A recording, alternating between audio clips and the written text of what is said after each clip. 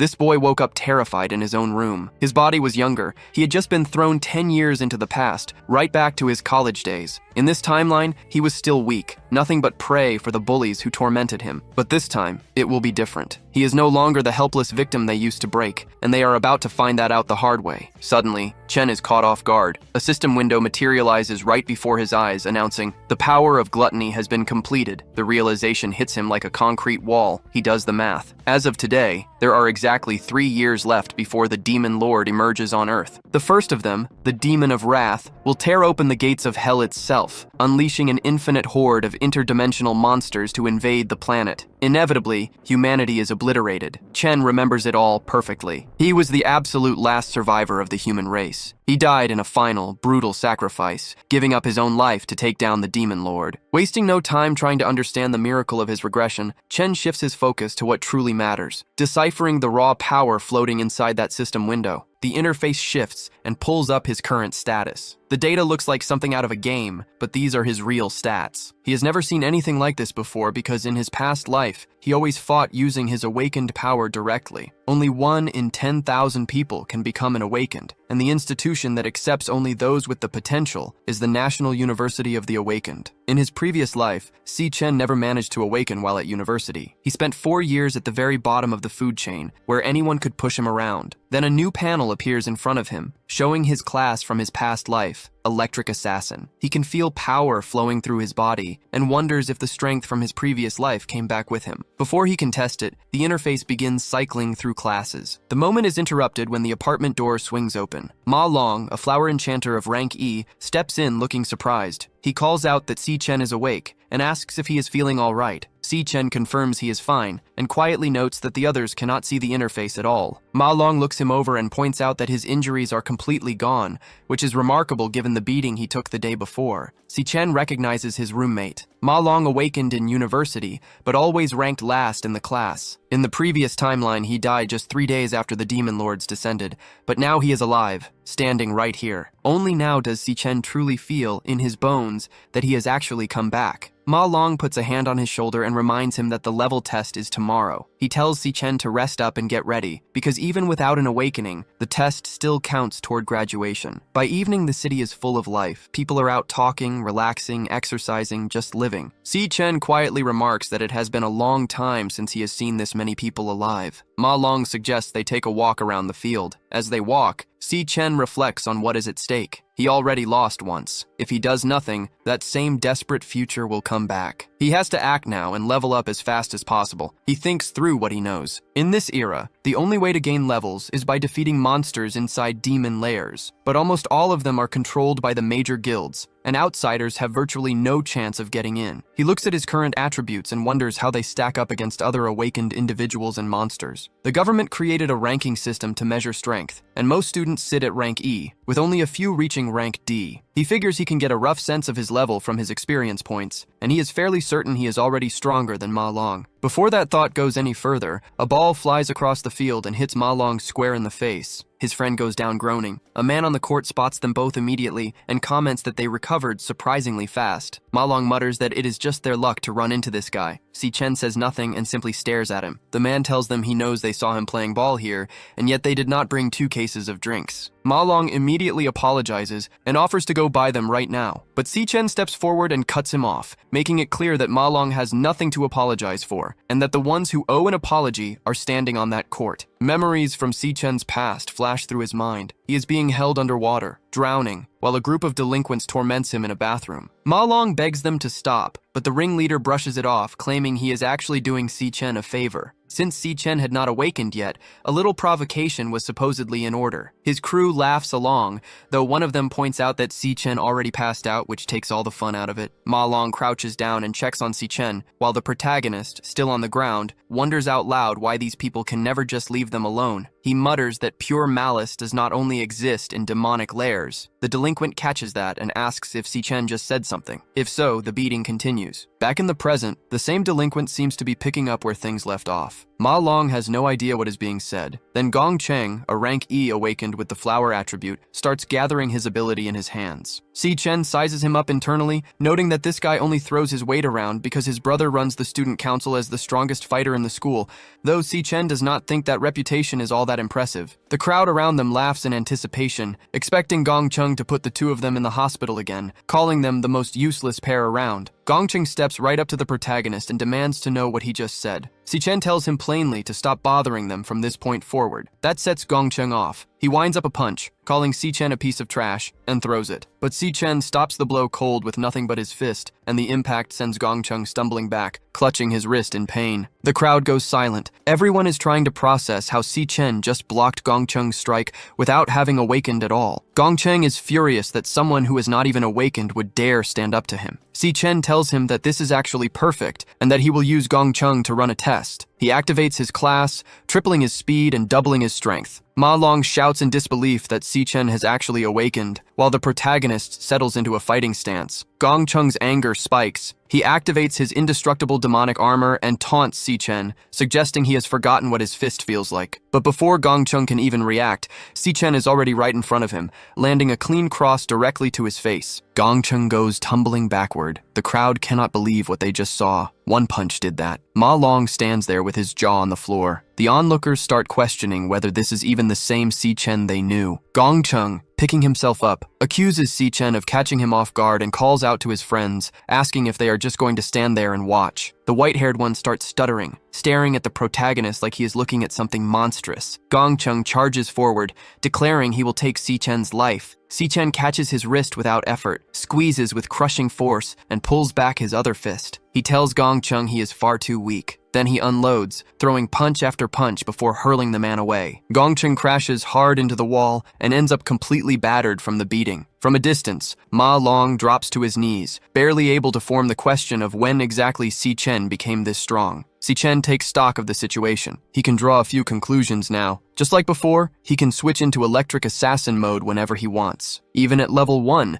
he can handle low-level awakened fighters in his base state, which tells him he is already above rank E, though he cannot pin down exactly where he stands. But there is another problem nagging at him. He took down Gong Chung, so why have his status points not changed at all? He charges up a bolt of lightning in his hand, turning over a possibility in his mind. Ma Long nervously asks what he is about to do. Si Chen points the crackling energy directly at him, wondering whether the way to gain experience works the same way it did in his past life. A girl approaches from behind, pointing out that they are on school grounds. Ling Yu, the vice president of the student council, steps in and tells Si Chen that even though the other party struck first, the punishment he delivered is more than enough. In her view, he will never have the nerve to lay a hand on them again. Si Chen releases the guy shortly after. He wonders to himself why the student council is so eager to protect him, but also whether he should actually do anything about it. Because if people like that are not genuinely scared, they will just keep causing trouble down the line. The two delinquents, shaken, admit to each other that his expression in that moment was terrifying and that it is better not to mess with him anymore. Si Chen quietly wonders whether those two were not supposed to be the weakest and poorest students in the school. Ling Yu catches that and turns those two labels over in her mind. Later, back at the male dormitory, Ma Long is buzzing with excitement. He says Si Chen really did awaken, and on top of that, he is a powerful electric type. He wiped the floor with Gong Chung, and now those guys cannot even look him in the eye. Xiang Zuo, a rank E-Core mage, asks where Si Chen went then. Ma Long asks if he seriously thinks Si Chen would run away. Xiang Zuo fires back that if he got that strong, he does not need to bother with basic training. Yu, his flower enchantment brother of the same rank,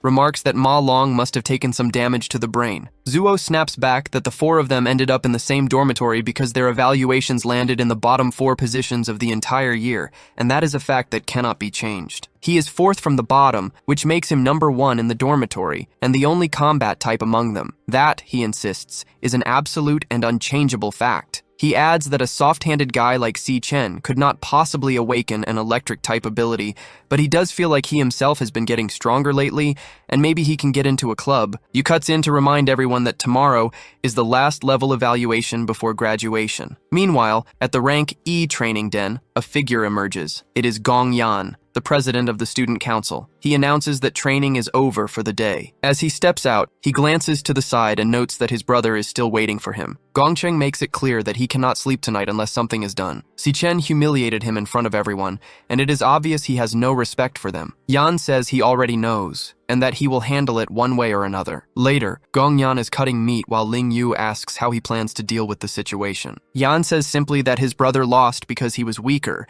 then wonders aloud whether Xichen is actually strong. Ling Yu tells him that he knows the level and strength of everyone in the school, that fewer than 10 students have reached rank B, and that he has recruited all of them into his club. Beyond that, no one else has a real shot at entering the den. Average awakened individuals have no path to improvement, and no one can keep up with his pace. Elsewhere, Xichen is running 20 kilometers with 100 kilos of weight on him. It is basic training aimed at raising his physical quality, since the ceiling of an awakened person is proportional to their physical strength, and only a strong body can release power to its fullest extent. But he knows this is still far from enough. His mind drifts back. In 2160, the demon lord Fury emerged from the den and descended into the world, taking the lives of countless humans in an instant. His only family, his younger sister, lost her life because of him. It was also Fury who opened the gates of hell and allowed other demon lords to pour into the world. He keeps running, and the thought crystallizes. His goal now is to take down Fury. Fury is the beginning of the destruction, and there are 3 years left before the descent. He knows he is growing fast, but he needs to be even faster. Then his phone rings. He unlocks the screen and sees that Si Yun has been calling him. He picks up right away. His sister asks why he called so many times today,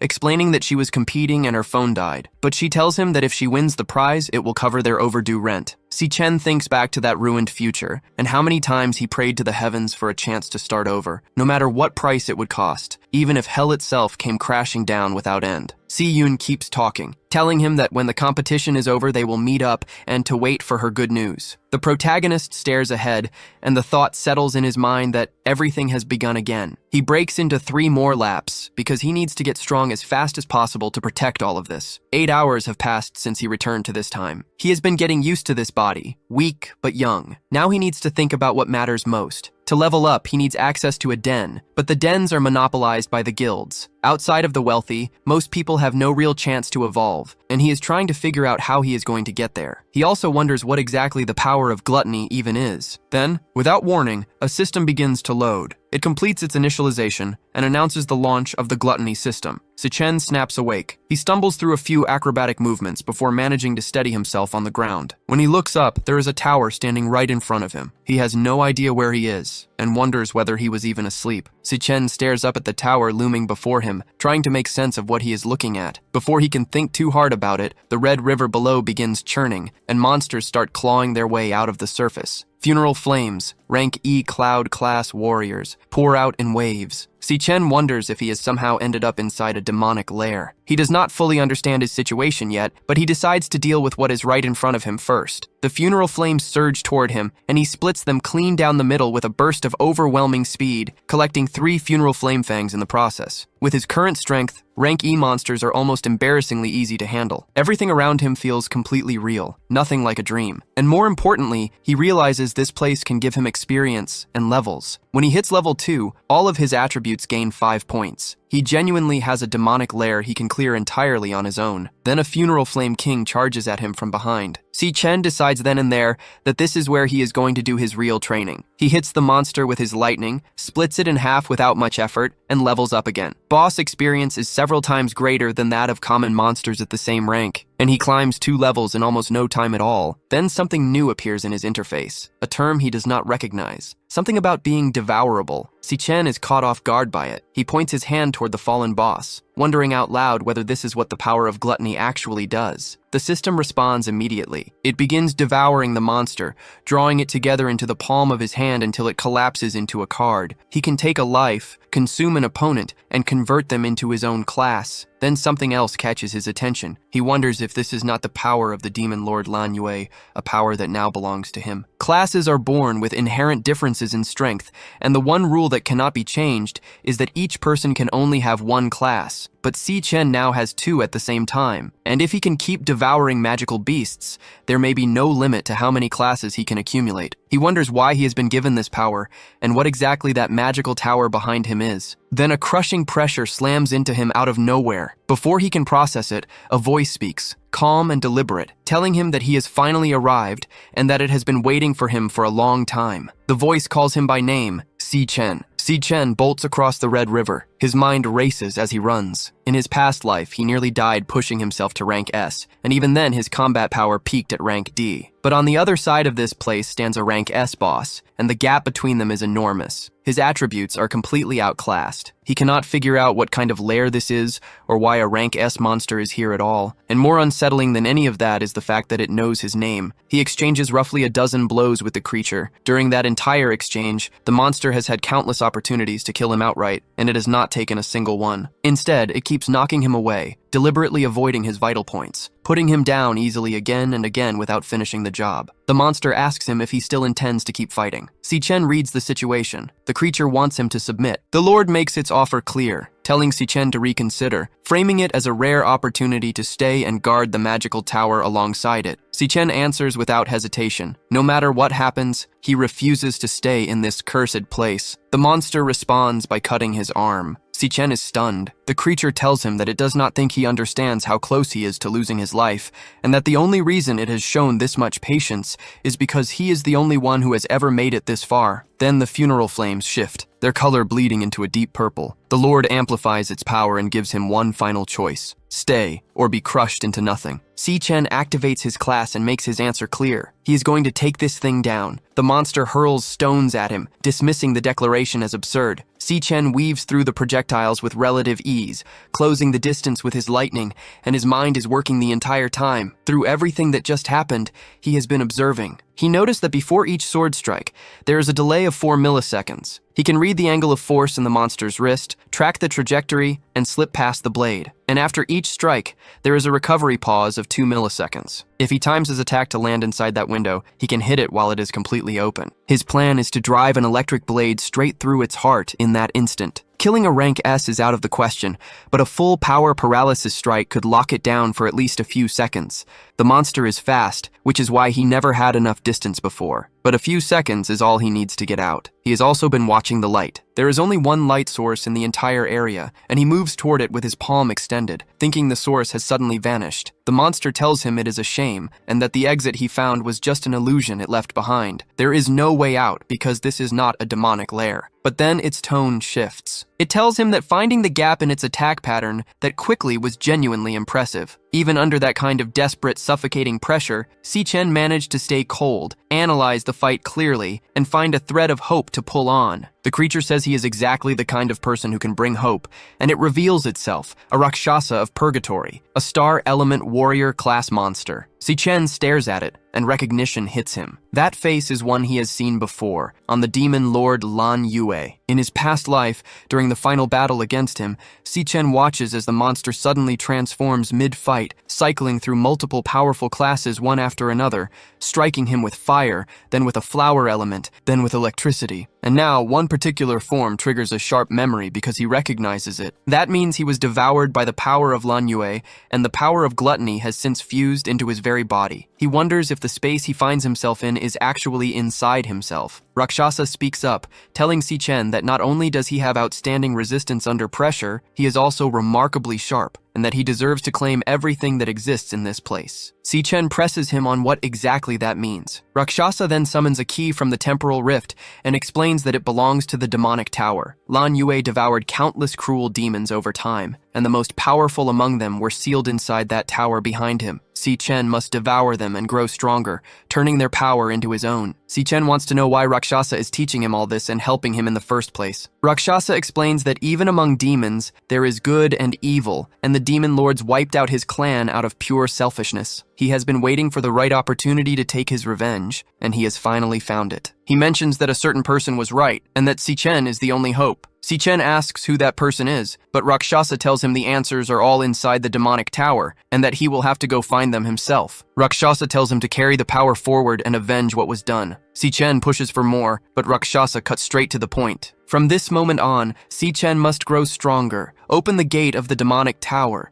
and devour everything inside it. The demons sealed within will not go easy on him the way Rakshasa did. They are the most cruel and cunning existences in this world, but he must overcome every single one of them and rise to the very top. And in the end, the demon lords themselves must be devoured. As Rakshasa begins to fade, his essence dissolving, he says that only someone like Si-Chen is worthy of inheriting his power, and so Si-Chen devours him, leaping all the way to level 10 in one go and claiming 2 infernal bones from Rakshasa as spoils. Si-Chen tells him he understands, and that he will carry his will forward, making sure those responsible pay in blood. With that, he receives Rakshasa's class. Morning arrives. A voice calls out for everyone to get up, and Si-Chen sits up immediately. Xiang tells the group they need to clear out before they hold up the dormitory schedule. Si-Chen takes stock of himself and notices his injuries have healed completely, which makes him wonder for a moment if everything was just a dream. But his system tells a different story, and the loot he collected is right there with him. In a single night, he jumped to level 10, which likely puts him at a meaningful rank. Before he can think too much further, Xiang Zuo calls out to him, mentioning that someone yesterday was apparently boasting about being strong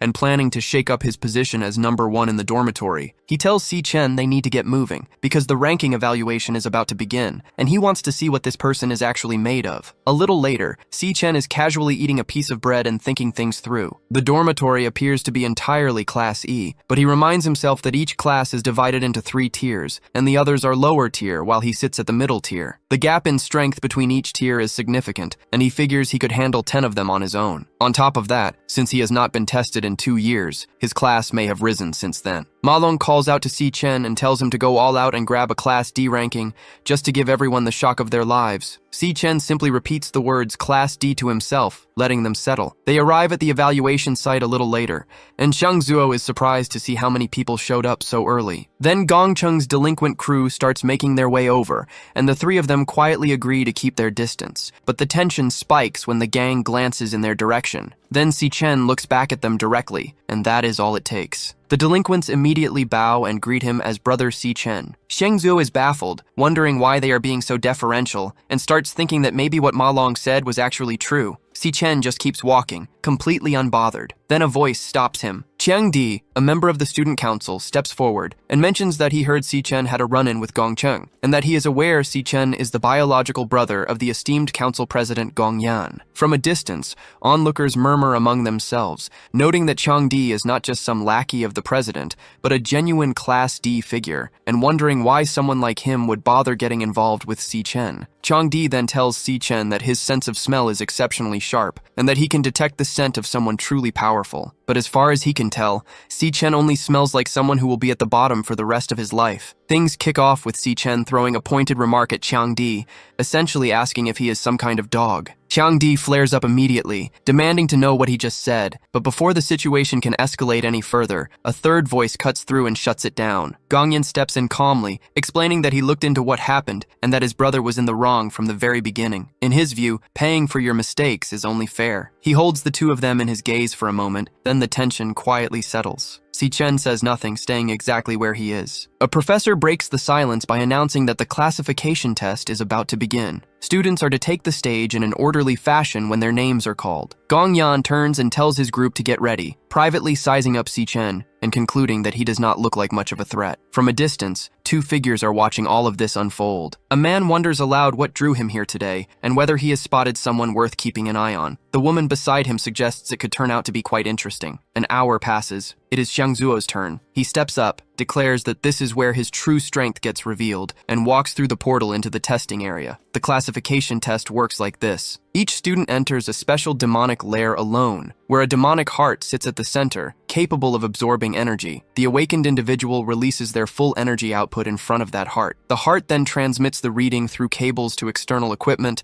and the result appears on a display screen as raw data. Xiang Zuo fires off his energy ball. The heart absorbs it, the cables carry the signal, and the screen lights up with his result. He lands a rank E at the middle level. The crowd murmurs, noting that the second piece of data has not appeared yet. Ma Long explains what that second reading means. Beyond the current classification, the test also measures something called potential. The screen shifts again shortly after, and Ma Long points out that people with high potential tend to attract serious attention from the government. When the test wraps up, Xiangzuo walks out with his head low, rank E middle level, with a potential of rank C. Ma Long tries to soften the blow, reminding him that some people score even worse and that he is not the only one who missed rank D, so they are all in the same boat. Then the system announces a rank D result with a potential of B, and the first rank D student of the class steps out. Time moves on. Chang Di goes through and matches rank D, but his potential reads as A. Ma Long groans that this is already the 8th rank D in a row. The professors exchange glances, noting that this year is producing an unusual number of rank D talents. Even at the lower end of the spectrum, that kind of result is rare for students with no prior field experience. The next name up is Gong Yan. He moves quickly into position. The whole room buzzes with anticipation. This is the student council president, the young master of the Imperial Guild. Si Chen watches from where he stands. People in the crowd remind each other that Gong Yan already hit rank D 2 years ago during a prior test, and that the highest classification on record for this exam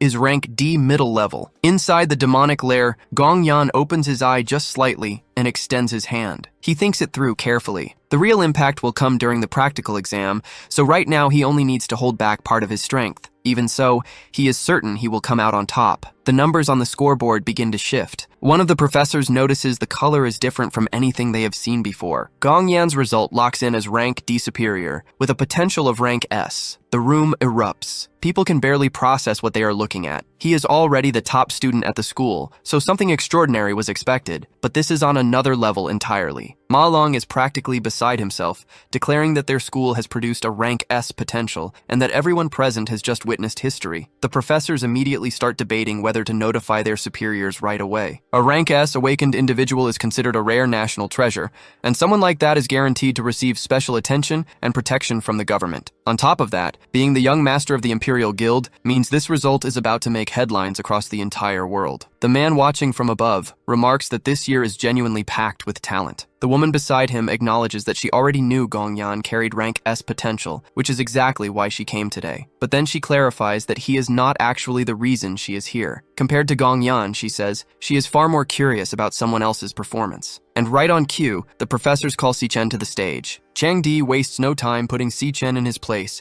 telling him to go back to the dormitory where he belongs. And if his ranking result comes back as anything lower than rank E, they will all be lumped together in the same miserable group, destined to be the biggest embarrassment the university has ever seen when the practical evaluation rolls around. Ma Long tells him to just wait and see, because Si Chen is about to open some eyes. Xiangzuo is not so sure, quietly wondering whether Si Chen can actually pull it off. Inside the demonic heart chamber, the eye within stirs, sensing something. Si Chen holds his composure and keeps his stance steady. The narration pulls back for a moment to lay out what is actually at stake here. In this era, the best path forward for any awakened individual is joining a high-level guild, and the only real shot at that is through the practical evaluation. Teams of up to 10 people can enter, and candidates are free to choose their own members. Every member of the team that finishes in first place gets recruited by the Imperial Guild, the single best guild in the entire country. So beyond just ranking each participant, the evaluation serves an even bigger purpose than that. Chang Di laughs and points out that this is Yan Lin, a rank D inferior. And just like that, his 10-person team is complete, 9 rank D members alongside Gong Cheng. In this kind of environment, it is only natural that the strongest cluster together and the weakest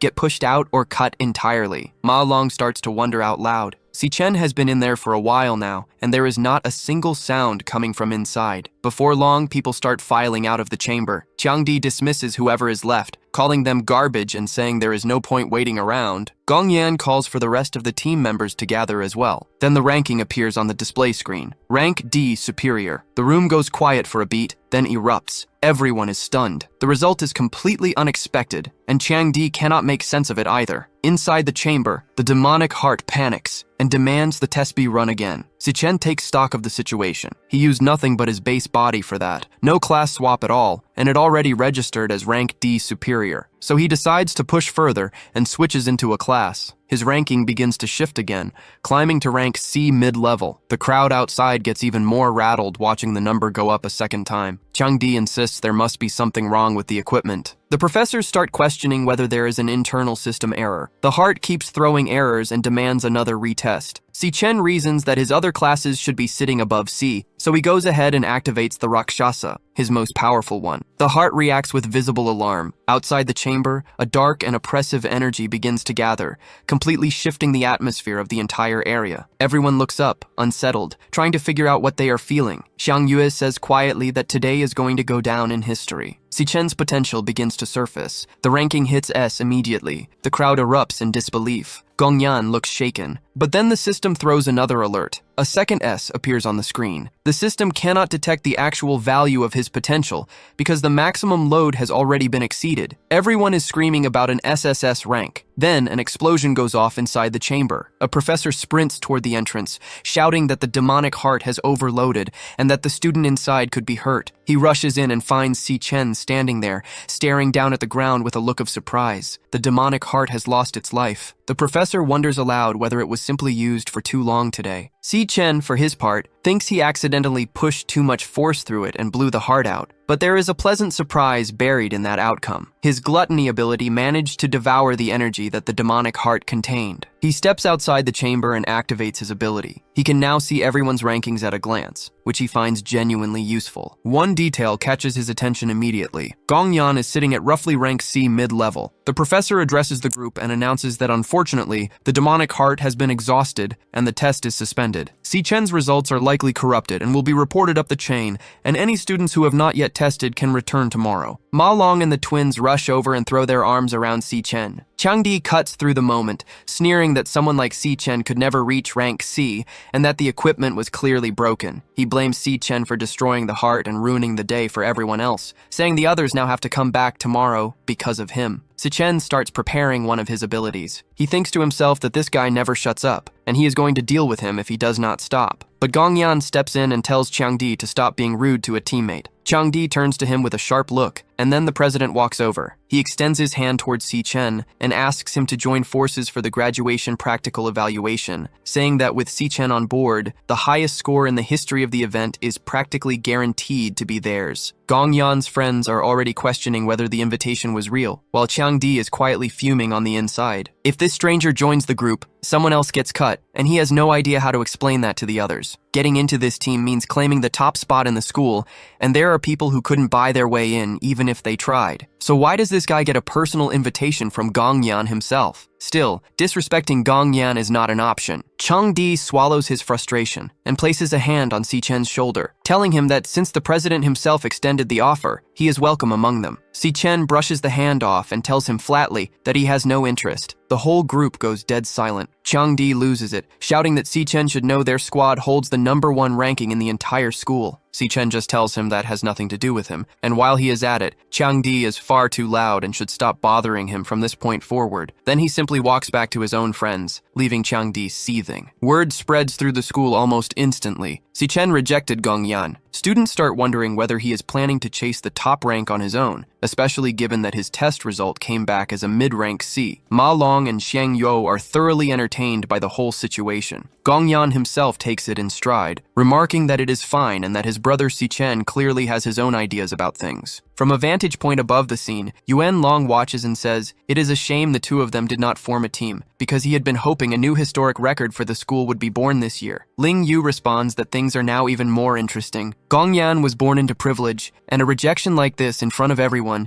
is nothing short of an open declaration of war. Their president, Ling Yu notes, is not someone easy to deal with. Changdi tries to rationalize it, suggesting the test must have been wrong and that Si Chen is not actually a rank C. Gong Yan pushes back on that, pointing out that even if the test is wrong, even if there is a 1 in 100 million chance it is not, he cannot afford to let anyone threaten his first place standing. Changdi argues that regardless, Si Chen is just a student with no real combat experience, while they are elite fighters who have been through actual demonic lairs. He volunteers to go handle the situation personally. Gong Yan asks him whether he really looks like someone that petty. His loyal follower quickly says no. Gong Yan then says he is simply not in the mood to get involved, and that Chang Di can do whatever he wants with the others. Whatever happens will have nothing to do with him. Chang Di is caught off guard by that answer, but he reads between the lines just fine. He confirms that whatever occurs will have no connection to the president whatsoever. About 10 minutes later, Chang Di gets a piece of news that genuinely surprises him. Si Chen has left the school grounds. One of his men confirms it, saying he just heard that Si Chen headed home and walked out without even stopping to eat. Chang Di sees this as a gift from the heavens. Outside school property, dealing with Si Chen will be far easier. The narration then pulls back into Si Chen's past life. An elite guild, while exploring a demonic lair inside the country of Shenge, ran into a catastrophe. Deep within the lair, they encountered a powerful demon unlike anything previously recorded. This was the demon known as Fury. The entire elite guild was wiped out, and Fury broke free from the lair and descended into the human world. That is the full extent of what Si Chen knows. In this new life, he has already put together a plan to locate the exact position of the lair where Fury resides as quickly as possible. But to set that plan in motion, he needs a significant amount of money. The Mithril Monster Market, run by the Mithril Guild, is going to become the largest supply market in the country in the future. Weapons and equipment are critical factors in determining the strength of any awakened individual, and the monster market is the essential stop for buying and selling. For Si Chen right now, it is also the fastest way to get his hands on cash. At the market, an analyst looks over what Si Chen has brought in and asks how a student managed to get his hands on funeral flame fangs. Si Chen says they dropped from a monster. The analyst says he has never seen that before. A girl steps in and says that if she is not mistaken, these are the drops of a rank E cloud type magic beast called Funeral Flame. According to the records, they can be used to craft a rank E core or ground into powder. The analyst wonders aloud how that could possibly be worth anything significant, then reminds himself that their market runs on VIPs, and the clientele here are awakened individuals of standing. It is perfectly normal not to be familiar with rank E materials. He thinks to himself that high-level clients have been scarce lately, and at this rate he wonders when he will ever make supervisor. He always seems to end up with difficult, low-profit customers. Better to pass this one off to the new girl. He tells Xiao Li to handle the rest of the process for this client. Xiao Li hands over the payment and asks if there is anything else she can help with. Si Chen counts it in his head, 18,000, just enough to cover his rent. Then he tells her there is one more thing and asks her to take a look at something for him. Xiao Li's eyes go wide. She says it is an enormous and striking sword. She has never seen anything like it, but her instinct tells her it is at least rank B, possibly reaching rank A. The analyst overhears and chimes in that a rank A weapon would be priced at over $1 million, and he has never personally seen one. Before he can say more, another man cuts in and says they are both wrong. It is neither B nor A. The analyst assumes his boss means it is lower and starts to agree, saying a poor student would never have anything truly valuable, but his boss corrects him sharply. What Si Chen is carrying is clearly from the lands of purgatory. It is a rank S piece of equipment. Both of them go completely still at the mention of that classification. The owner steps forward and takes Si Chen's hand, welcoming him as a VIP client. He invites him to a private room and tells him he can ask for whatever he wants. Si Chen thinks to himself that the person he has been waiting for has finally shown up. This is Qing Zhi, the owner of the Mithril Guild. In a private room thick with incense, Qing Zhi opens the conversation by asking his guest how he intends to handle the equipment he brought in. Si Chen states plainly that he wants 1 million. Qing Zhi raises an eyebrow. He points out that rank A equipment alone fetches millions on the open market, and the weapon Si Chen is carrying is rank S, meaning it could easily cause a stir if word got out. Surely 1 million is underselling it. Si Chen clarifies his position. He does not want to sell the weapon. He wants to use it as collateral for a loan of 1 million, to be repaid within 1 month. Qing Zhi is visibly surprised. Using a rank S weapon as collateral rather than selling it outright is not the kind of thinking you expect from a university student. The young man clearly intends to keep using it down the line. That level of foresight, Qing Zhi muses, points to either a wealthy heir who left home on his own terms or someone genuinely exceptional. Si Chen confirms the timeline, 1 month, and when the deadline arrives, he will repay the principal plus 10% interest. Qing Zhi asks Xiao Li to step outside for a moment, then he lays his cards on the table. If he is not mistaken, Si Chen attends the National University of the Awakened and is a senior about to graduate. As Qing Zhi understands it, the school holds a practical graduation assessment every year, and that assessment falls almost exactly 1 month from now, with a prize of precisely 1 million. The timing and the amount line up perfectly. So Qing Zhi ventures a guess. Si Chen is confident he will finish first in that competition. He needs the money urgently right now, urgently enough to put up something this valuable as collateral, which means the need is real and immediate. Given all of that, Qing-ji makes a different offer entirely. He will hand over $1.5 million in cash right now, with 0% interest for 1 month. He frames it simply as a gesture of goodwill between friends. Si-chen is stunned. Qing-ji adds one condition. Everything discussed stays completely confidential, but if Si-chen ever has business to conduct in the future, he asks only that this market be his first stop, promising the best possible terms. Si-chen takes a moment to process what just happened. With very little information, Qing-ji read his background and his intentions accurately, and then, rather than exploiting the situation, offered him better terms than he asked for. The protagonist reflects that to defeat Furia, he cannot rely on his own strength alone. He needs trustworthy partners. This, he decides, is exactly that. The deal is made. A magical binding seal is placed on the agreement. Qing-ju confirms it is done and that the funds have already been transferred to Si-chen's account. Then, almost as an afterthought, Qing-ji mentions that Si-chen was carrying quite a fine weapon earlier and asks what he plans to use for the upcoming assessment. He offers to lend something from the guild's inventory, noting that while nothing rank S is available at the moment, there is solid rank B and rank A equipment on hand. But Si-chen reaches into his inventory and pulls something out, telling them he does not need anything. As it turns out, he has another weapon of that same caliber. The room goes completely silent. Everyone present is floored. Si-chen takes his leave, and the guild sends him off with barely contained excitement. Qing-ji turns to Xiao Li and tells her that because she held on to this client, he is promoting her to supervisor effective immediately. Outside the building, Si-chen pauses and remembers there is something else he needs to buy. He hails a taxi and heads to the Kangchang district toward the bus terminal. His thoughts drift back to his past life. The lack of money had been a constant weight back then. He had just graduated, had no awakening, and not a single guild would take him. He scraped together whatever odd jobs he could find just to cover rent. He and Si-yoon had lived a genuinely difficult life. Si-yoon had been accepted into the Central International Institute of Arts. She had been happy about it, but the school was far away, and she said she only wanted to stay close to her brother. The truth, though, was that she was afraid of being a burden. She gave up her dream school because of that fear. Si-chen snaps back to the present and realizes she should already be out by now. He scans the area near the entrance. Then he hears her voice. Si-yoon spots him and immediately scolds him, asking how many times she has told him to wait at the exit and not the entrance, and wondering if he has just been standing there doing nothing. Si-chen thinks to himself that 7 years have passed. Si-yoon shoves her luggage toward him and tells him to carry it, then stops and asks why he is just standing there looking dazed, wanting to know if some girl turned him down. She tells him they need to get home and mentions that the road to the exam was absolutely chaotic. Si-chen pulls her into a tight hug. 7 long years, he thinks. He is finally looking at his sister again. Si-yoon yelps, jabbing him in the ribs and telling him he is going to crush her if he squeezes any harder. She says he has been acting strange lately and tells him they need to go. Si-chen makes a quiet promise to himself. In this life, he will never let her suffer again. Elsewhere, Changdi is watching the road Si-chen takes on his way home. He tells the others with him to hold their position and wait. The moment Si-chen shows up, they move. He intends to make sure Si-chen understands exactly what happens when someone crosses him. Si-chen's subordinates warn Changdi that members of the council are on their way, and if things escalate too far, the protagonist could end up in serious trouble. But Changdi is not interested in backing down. He makes clear that all he wants is to teach Si-chen a lesson, though the sheer audacity of the situation is already getting under his skin. A rank E, nobody daring to get in his way, is something he simply cannot let slide. He thinks back to the moment Si-chen told him to stop making noise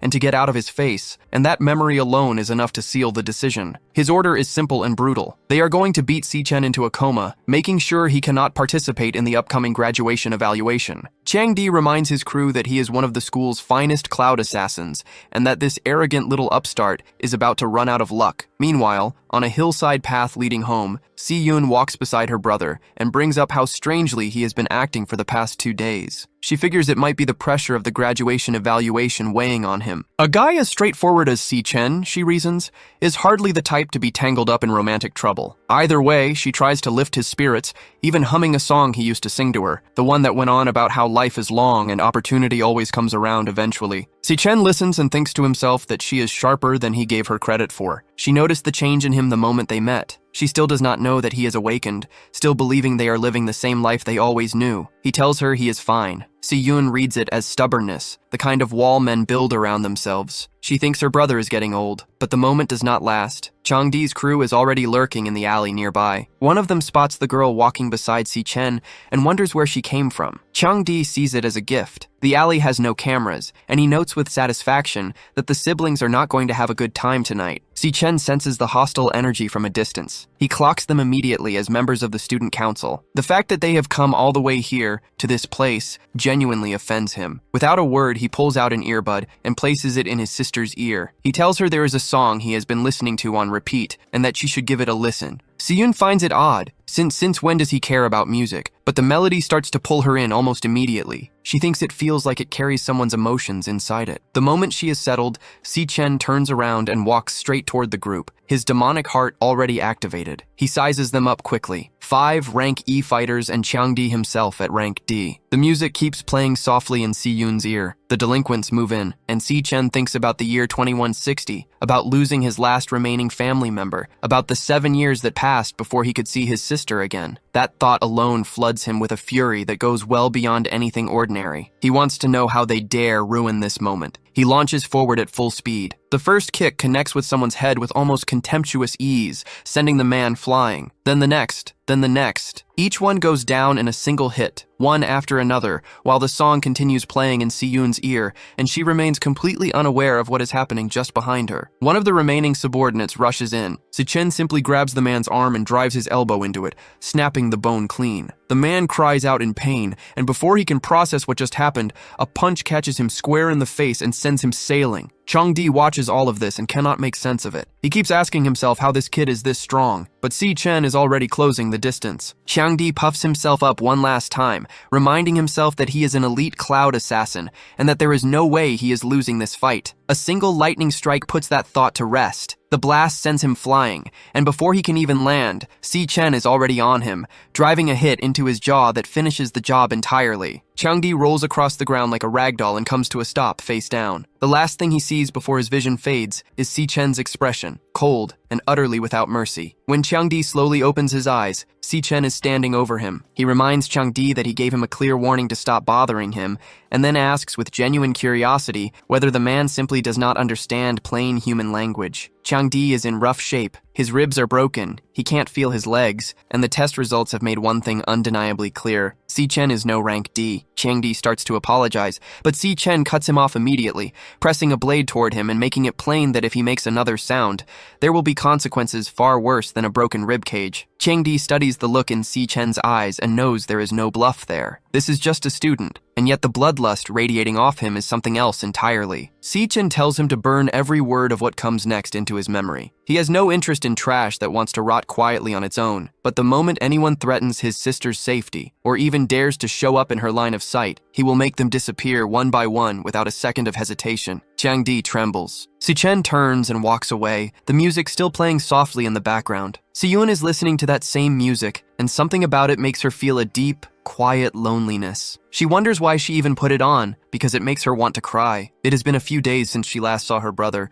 and she can sense that something happened, though she was not there with him. When he finally appears, she turns to him and tells him she hates it when he does that, when he disappears without a word. But Si-chen holds out a box and tells her it is a gift. She opens it and immediately recognizes what is inside, a holographic magic drawing pen. And not just any model, it is the latest release from the Drago group. She wants to know how on earth he got the money for something that expensive. Si-chen, for his part, thinks quietly about his past life, about how he could not protect her then, could not even protect her dream. But in this life, things will be different. He will protect everything that belongs to her, and the delinquents are already dealt with. Back at home, Si-yoon tries out the pen and is genuinely amazed at how well it works. Si-chen is quietly thrilled that she likes it. He thinks to himself that his sister's noodles are the best in the world, but Si-yoon brings him back down to earth, reminding him they still have rent to pay and he cannot be spending money like this. Si-chen tells her the rent for the entire year is already taken care of. He made a deal with some friends and earned the money that way. Si-yoon thinks to herself that her brother is a terrible liar, and the whole thing is suspicious, and she is a little annoyed that he is keeping secrets from her. But even so,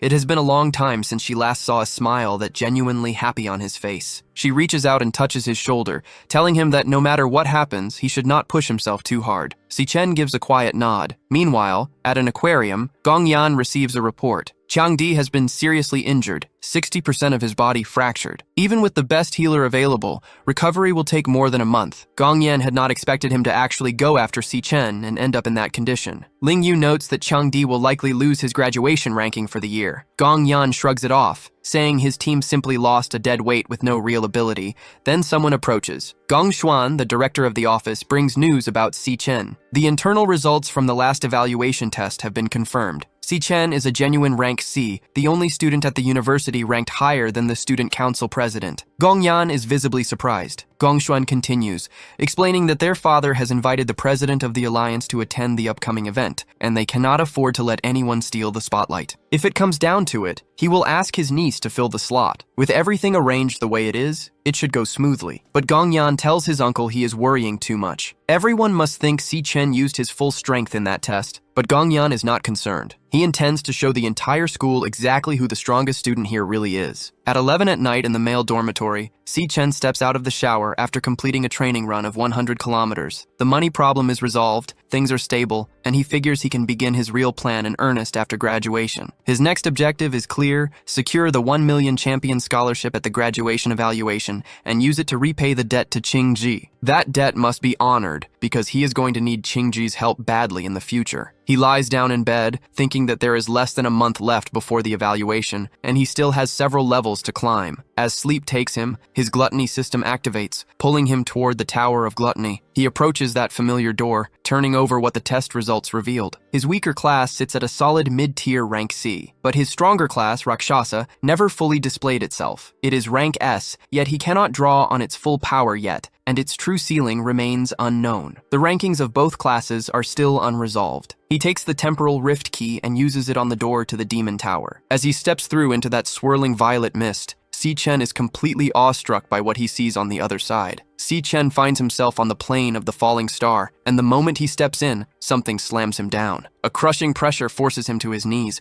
and he quickly calculates that the gravitational pull in this place is running at roughly 10 G. The door he came through has already vanished. It will only reopen once he defeats the boss of this floor, and right now he can barely push out 30% of his normal strength. He has to adapt, and he has to do it fast. Before he gets the chance, a rank B ghost lion from the Stellar Warrior class closes in on him. Si Chen activates his Electric Assassin class and sizes up the enemy in front of him. The lion charges. Si Chen slides out of the way with ease and drives his electric blade into the creature, but he immediately registers the problem. His body is too heavy, too sluggish. He needs to end this quickly. The strike misses the vital point. The paralysis fails to trigger, and Si Chen realizes the extreme gravity has gutted both his speed and his precision. The core advantage of the assassin class has essentially evaporated, and yet, even in these conditions, the ghost lion moves with unsettling ease. This is the standard for monsters inside the demonic Tower of Purgatory, and it proves the point by sinking its teeth into his arm. Si Chen switches classes. He becomes the Rakshasa of Purgatory, and the numbers shift dramatically. His strength triples. His stamina multiplies by 4. Every class has its central strength, and raw close quarters combat belongs to warriors built around force and endurance. He grabs the lion and drives it into the ground, stacking the gravity of this environment to its absolute limit and concentrating every ounce of that force into the impact. In a place where gravity is already insane, a single downward blow carries a multiplier of 60 times over. The lion panics. Si Chen presses it deeper into the floor, telling it not to even think about stopping him, and then he activates the super heavy mode of the Stellar Warrior class. When it is over,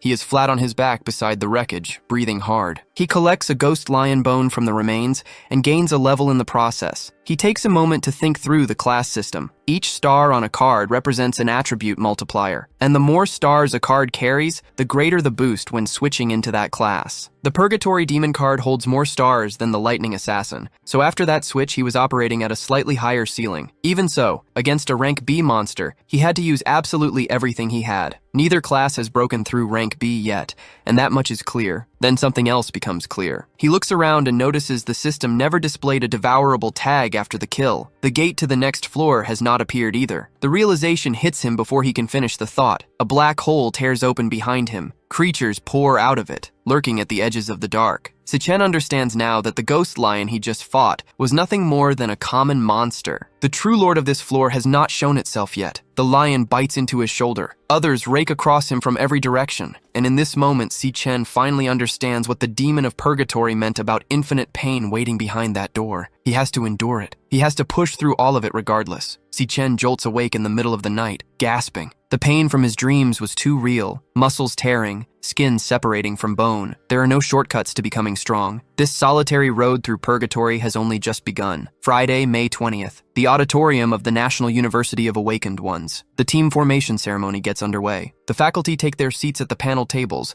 and word circulates among them that high-ranking members of the Guild Alliance will be attending this year to observe the practical evaluation. That explains the rule changes. In previous years, there was no minimum headcount and no rank requirement, but now every team needs at least 5 members and at least 1 member of rank E or above. A professor taps the microphone and informs the students that their rank data has been pushed to their wristbands and that they should check their information and begin forming teams as soon as possible. Everyone looks down at their wrists. The ranks and team statuses of each student are right there to read. Ma Long is the first to say something is wrong. Si Chen is showing as rank E, lowest tier. The room reacts. People around him remember that he tested at rank C before. Someone points out that his demonic heart was broken at the time. The conclusion spreads quickly. Nobody is going to want him on their team. The graduation evaluation is too important for anyone to take on that kind of liability. Across the auditorium, Gong Yan stares straight ahead, looking at his uncle among the faculty, and his uncle looks back, thinking about his useless nephew, about how the boy is going to learn firsthand how power and human nature work together. He intends to teach him that lesson personally, starting with making sure his opponent does not even qualify to compete. Half the room is scrambling to get into Gong Yan's team. Students are practically begging, promising they have 3 years of council experience and won't slow anyone down. But Gong Chung shuts them all down immediately, telling everyone to back off because there is only 1 spot left. Half an hour later, the dust settles. Teams have been formed across the room, and while everyone else pairs up and locks in, the protagonist group is still standing off to the side, completely isolated. Ma Long points out the obvious. They have been circling the entire room, and not a single person wants to join them. There are still 4 of them, and at this rate they might not even qualify for the practical graduation assessment at all. He also finds it deeply strange that Si Chen is being treated as low rank. The registration requires at least 5 members, and at least 1 person needs to be rank E or above, and it really feels like someone is deliberately targeting their dormitory. Si Chen thinks it through. The practical assessment is the one real opportunity for everyone to stand out,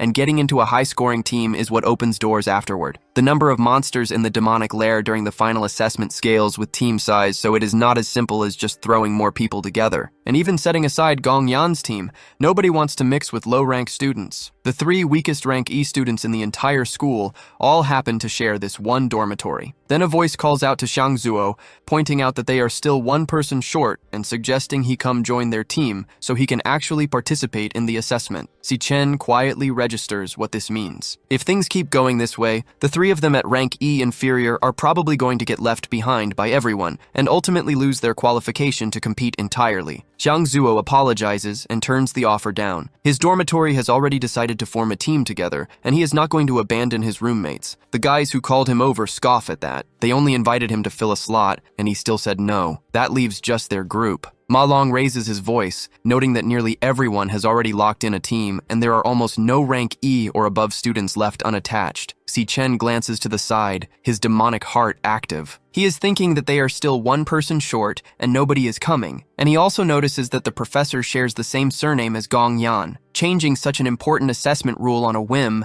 and falsifying his actual rank just to prevent anyone from teaming up with him feels like a direct threat aimed at Gong Yan. But Si Chen has already decided he is participating in this assessment no matter what, and since they are sabotaging him this openly, he sees no reason to play nice. There is more than one way to prove strength outside of the assessment. Ma Long asks what exactly he is planning. Si Chen thinks about it. Schools for the Awakened have always maintained a special tradition to help students sharpen their classes and their combat instincts. In any environment, a one-on-one challenge can be initiated, known as an X1. It is an extremely provocative move, but it is also the most direct way to demonstrate strength in front of everyone. Faced with a challenge like that, most people would back down, but Gong Yan is not going to refuse. And if Si Chen dismantles him completely, anyone chasing a high score is going to come running to join his team. Before he can act on that, Ling Yu speaks up. She calls out to Si Chen and asks if his team is still incomplete, adding that she would also like to take part in this year's practical assessment. She was already rank D back in middle school, so joining his team would not be a problem. The entire room turns to look. Everyone is wondering when Si Chen got close to her. Gong Cheng stands up immediately, demanding to know what she means by that. Across the room, a professor chokes on his drink. Ling Yu walks over to the protagonist as the room buzzes. People are noting that she is an exchange student whose background has always been a mystery, but the word is that she is a prodigy from the country of Shenke. The professor steps in. He questions why she would help someone she does not even know, and warns her that as an exchange student, she does not have the qualifications to participate in the assessment. On top of that, she has never taken a rank test since transferring. There is no report confirming her current level, and her participation would be a violation of the rules. Yuan Long appears and agrees with him. Gong Xuan stands up, visibly surprised, and asks why the director is here as well. The director addresses Ling Yu directly. She is here on an exchange program, and he wants to know why she would get involved in something like this. Si Chen quietly wonders about that. The director's class was listed as warrior, so since when does he have the ability to teleport? Wanlong continues, saying that allowing her to participate would compromise fairness, and that the assessment only means something when genuine strength is what gets measured. The protagonist activates his demonic heart and scans both of them. He cannot detect the rank of either one. Gong Xuan speaks up, agreeing that the school's reputation rests on always following its rules. Yuanlong then shifts his argument. He says the university exists to cultivate high-level awakened individuals and to provide the best possible stage for them, ensuring a steady pipeline of talent. The assessment is a decades-long tradition and one of the most significant turning points in a student's life. If someone loses that opportunity for questionable reasons, he wants to know how the school intends to take responsibility for that. Gong Xuan reads the situation immediately. This old man is putting him on the spot, and he can tell that Yuan Long has been quietly pulling strings behind the scenes, even though he normally does not bother with small matters. For him and Ling Yu to stage this today, it has to be because of that kid. And picking a direct fight with Yuan Long right now is not worth it. Gong Xuan thinks it through. His uncle can only cover so much. The strong students have already formed their teams, and what is left for Si Chen is 3 of the weakest students in the school. He should be easy to beat, regardless. Gongshan announces that the director is right and frames it as an oversight by the Career Placement Office for not catching that the current format could leave students without a path to participate. He then declares that teams with fewer than 5 members or without a rank E superior are now eligible to register. With that, the dormitory officially forms their team. Everyone celebrates the fact that they are in. Yuanlong remarks quietly that Ling Yu's interest in Si Chen runs deeper than he had anticipated. He lays it out plainly. On one side, the strongest team in the school's history, led by Gong Yan. On the other, Si Chen and his 3 roommates carrying the lowest ranks in the building. Yuanlong says he is genuinely curious which lair they will choose and what score they will manage to pull off. With team formation complete, each captain can now select their demonic lair. Then, a notification hits Yuanlong's tablet, and he is caught off guard by how fast it came through. He checks it and sees it was Si Chen's team that just submitted their selection, and the lair they chose is a difficult one. Si Chen's friends are completely rattled. They are telling him to cancel it immediately, asking if he has any idea what he just signed them up for. Chapter 14 opens with some crucial context about how the graduation practical exam actually works. For the first time, students enter a real demon lair as a team, and points are earned by defeating lords and common monsters inside. The difficulty scales with the lair's rank, and so does the score multiplier. A rank F lair caps out at 75 points, while a rank E lair can, in theory, push a team to 100. The team with the highest score walks away with offers from the Imperial Guild, and the team MVP gets something even sweeter, a management position in the guild handed directly to them, plus a prize of 1 million. The all-time school record sits at 90 points. Set years ago when the school's most celebrated genius, now the leader of the Emperor's squadron, graduated. That record was set in a rank E lair, which is already considered brutally difficult. Most people assume that Gong Yan's team is the one most likely to challenge it. Then someone notices that another team has already locked in their lair selection, and they did it fast. It was Si Chen's team, and the lair they chose is rank D. The room goes quiet for a second before it erupts. Everyone turns to look, some in disbelief, some convinced he must have hit the wrong button. No graduating student has ever completed a rank D lair. Ma Long is the first to say out loud what everyone is thinking, that Si Chen has lost his mind and clearly has no idea what he just signed them up for. Shang Zhou crouches down, muttering that their teammate is a lunatic, and quietly wonders whether there is still any way to get out of this team arrangement. Ma Long pushes back directly, asking Si Chen whether he actually thought this through, because this is rank D they are talking about. Si Chen says he did think about it. Then Gong Yan's group makes the exact same call. Every member of that team confirms the Rank D selection officially, and the school erupts again. 2 teams going Rank D in the same year is unheard of. Someone in the crowd says this year is going to be something else entirely. Not everyone is impressed, though. A girl cuts through the excitement, telling people to stop acting like big fish when they are anything but. She says they should take a hard look at their own strength before posturing, because at the end of the day, this looks more like a grab for attention than a real plan. A guy nearby adds that Si Chen's teammates are never going to agree to this, and that he has barely warmed his seat at this school before already starting to fall apart. Ma Long stares at Si Chen in silence. He takes in the look on Si Chen's face, the conviction in his expression, and the weight of the presence coming off him. He thinks about the fact that Si Chen only recently started showing this kind of intensity, and that for the entire time they have been at this school,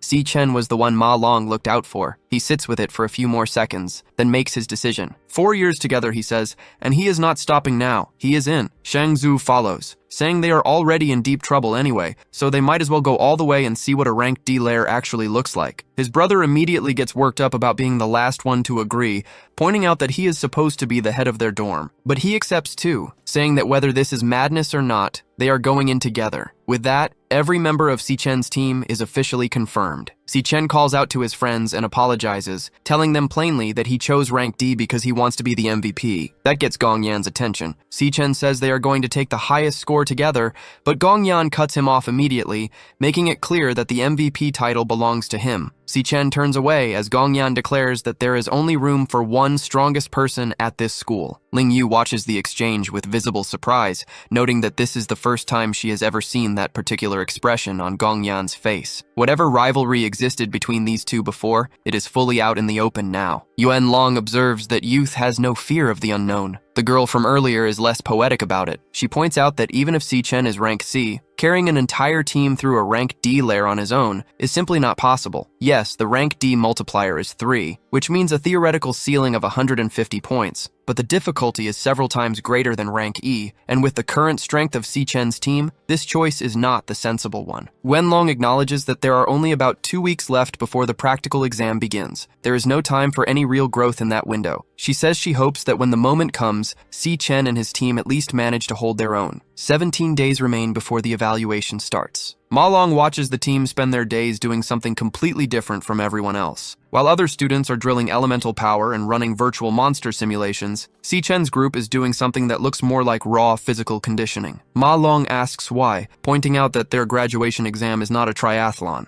Si Chen explains his thinking. No matter how much they grind elemental power or run virtual combat drills right now, it will not matter, because all of that is controlled practice. When they step into an unknown demon lair and come face to face with a monster they have never seen before, when real fear hits them, what decides the outcome will not be theory. It will not be combos they improvise on the spot either. It will be instinct. The stamina, the explosive power, the reaction speed they are building right now, that is what sharpens instinct. The school's simulations help very little. What actually makes the difference is facing a real demon lair, but ordinary people like them do not have access to real training lairs. Si Chen keeps going. The people with access to every advantage and privilege have always been the ones born into it. They do everything they can to widen the gap between themselves and everyone else, just to stay on top of people they have been above since birth. There are things others cannot reach no matter how hard they chase them their entire lives. Xiangzhou asks what people like them, people who have nothing, are actually supposed to do about that. Si Chen's answer is simple. They walk into the Imperial Guild with the highest score in the exam, and they leap over every class barrier standing in front of them. The graduation evaluation is the one real chance to pass everyone, and it is his chance to pass them too. He tells his teammates that he is going to do everything it takes to keep the promise he made to them, and that they are going to win. With 15 days on the clock inside the Dream Magic Tower, Si Chen wastes no time throwing himself at a lion beast. He takes a hit straight to the mouth and gets hurled back by its claws,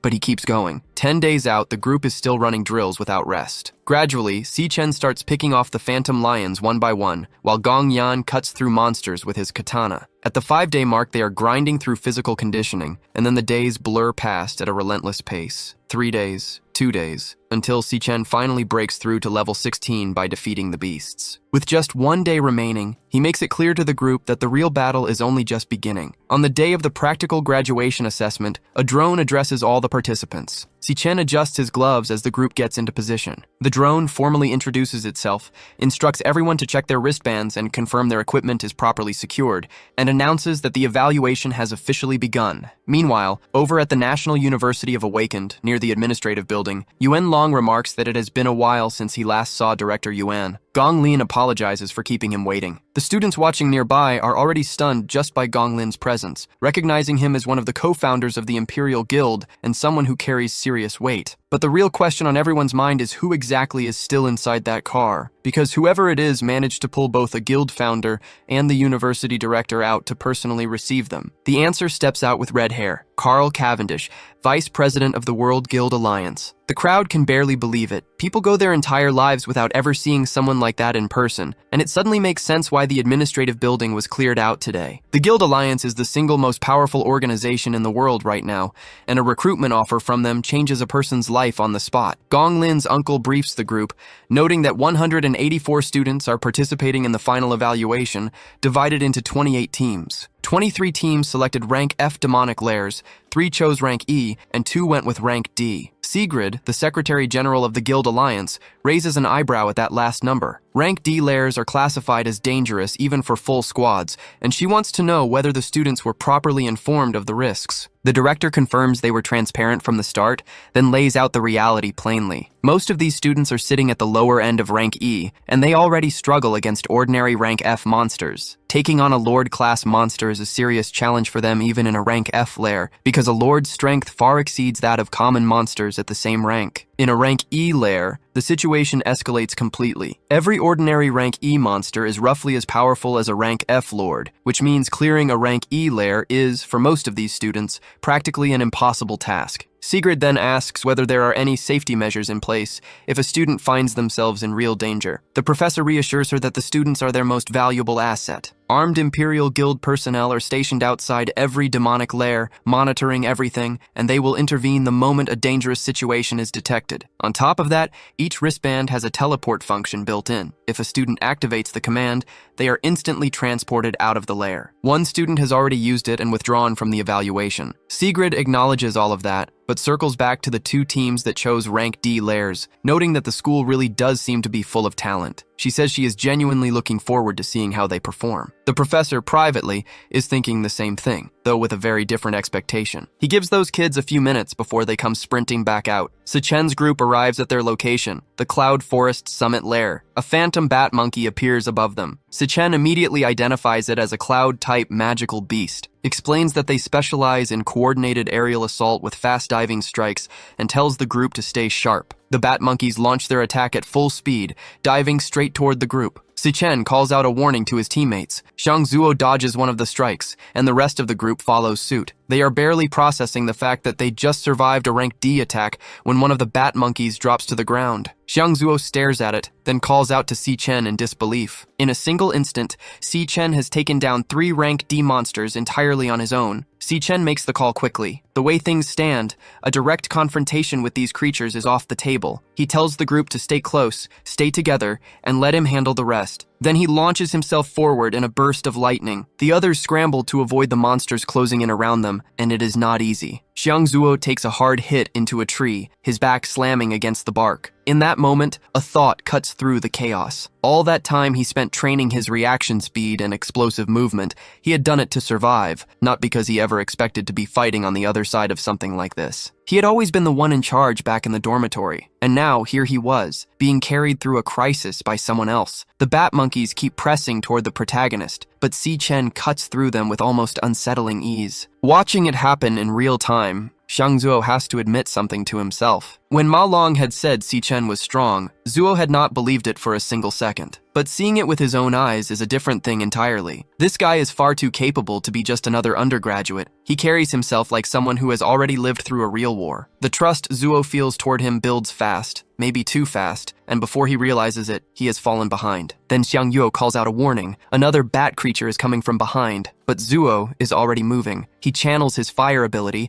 seizes one of the monsters by the leg, and incinerates it with everything he has. As he does, he tells his friends plainly that they cannot afford to become dead weight on Sichen's back. This evaluation is not just about Si Chen proving himself. It is their turn too. Xiang Yuo takes that to heart immediately. He agrees with his brother and activates the flower nail prison enchantment, binding one of the bat monkeys in vines. The creature strains against the hold and manages to break free, which clearly catches Yuo off guard. Ma Long steps in without hesitation, casting the freezing breeze cloud enchantment and announcing that he has managed to slow the monster down. He tells the others to move together now. Yuo is not about to let it escape and says as much. The three of them combine their abilities on the bat monkey and shout for Xiang Zuo to go. Zhu winds up, announces that this is it, and fires a converging explosive flame projectile, the kind that belongs to a core mage. The blast connects. The bat monkey screams, its face scorched, but it is still standing. Zuo fires again and again, noting that this thing is absurdly durable. He keeps hitting it, wearing it down, until Yuo warns that they cannot hold the situation much longer. Ma Long confirms they are at their limit. Zuo steadies himself and declares that he is going all in. He names it clearly as his full power strike, a converging explosive flame projectile at maximum output, and lets it fly. The evaluation drone announces the successful kill. The bat monkey is down. The group erupts. They actually did it.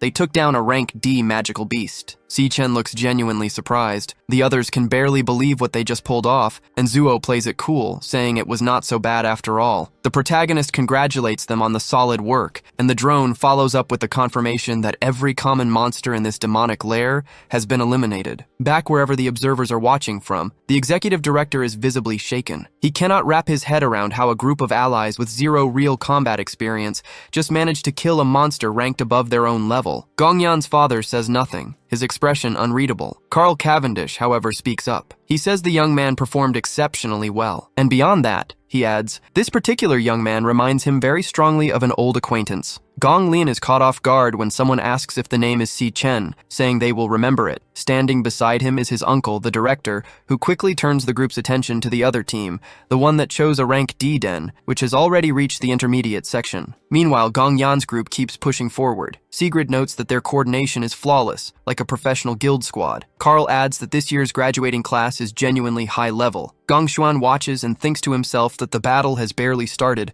and the real show is still coming as the miasma mushrooms begin to advance. A girl strums her guitar and activates the Lament of Decline, calling the group to converge. Another member lines up his own skill, Stellar Attraction, and calls out to his captain. Gong Yan draws his katana and answers with the blazing fire void cut, slicing through the monsters in one clean motion before sheathing his blade. The rest of the group reflects on how the monsters in this school evaluation feel identical to the ones from Training Easy Pickings. The way they see it, the graduation evaluation was arranged by the Gong family, and with the right support, everything becomes laughably simple. At this rate, first place is already theirs. Back in the protagonist's dungeon, Si Chen shields his face as the group reaches the top of the demonic den and comes face to face with a rank D ghost monkey. Ma Long wonders aloud if this is the final boss, and Xiang Zuo points out that a single slap from that thing could kill him about 10 times over. The monkey turns toward the group. Ma Long tells it to hold on, says he is looking right at it. That is apparently enough of an invitation, because the monkey charges straight at them. Si Chen does not wait. He launches forward with an electric kick that connects clean with the monkey's face,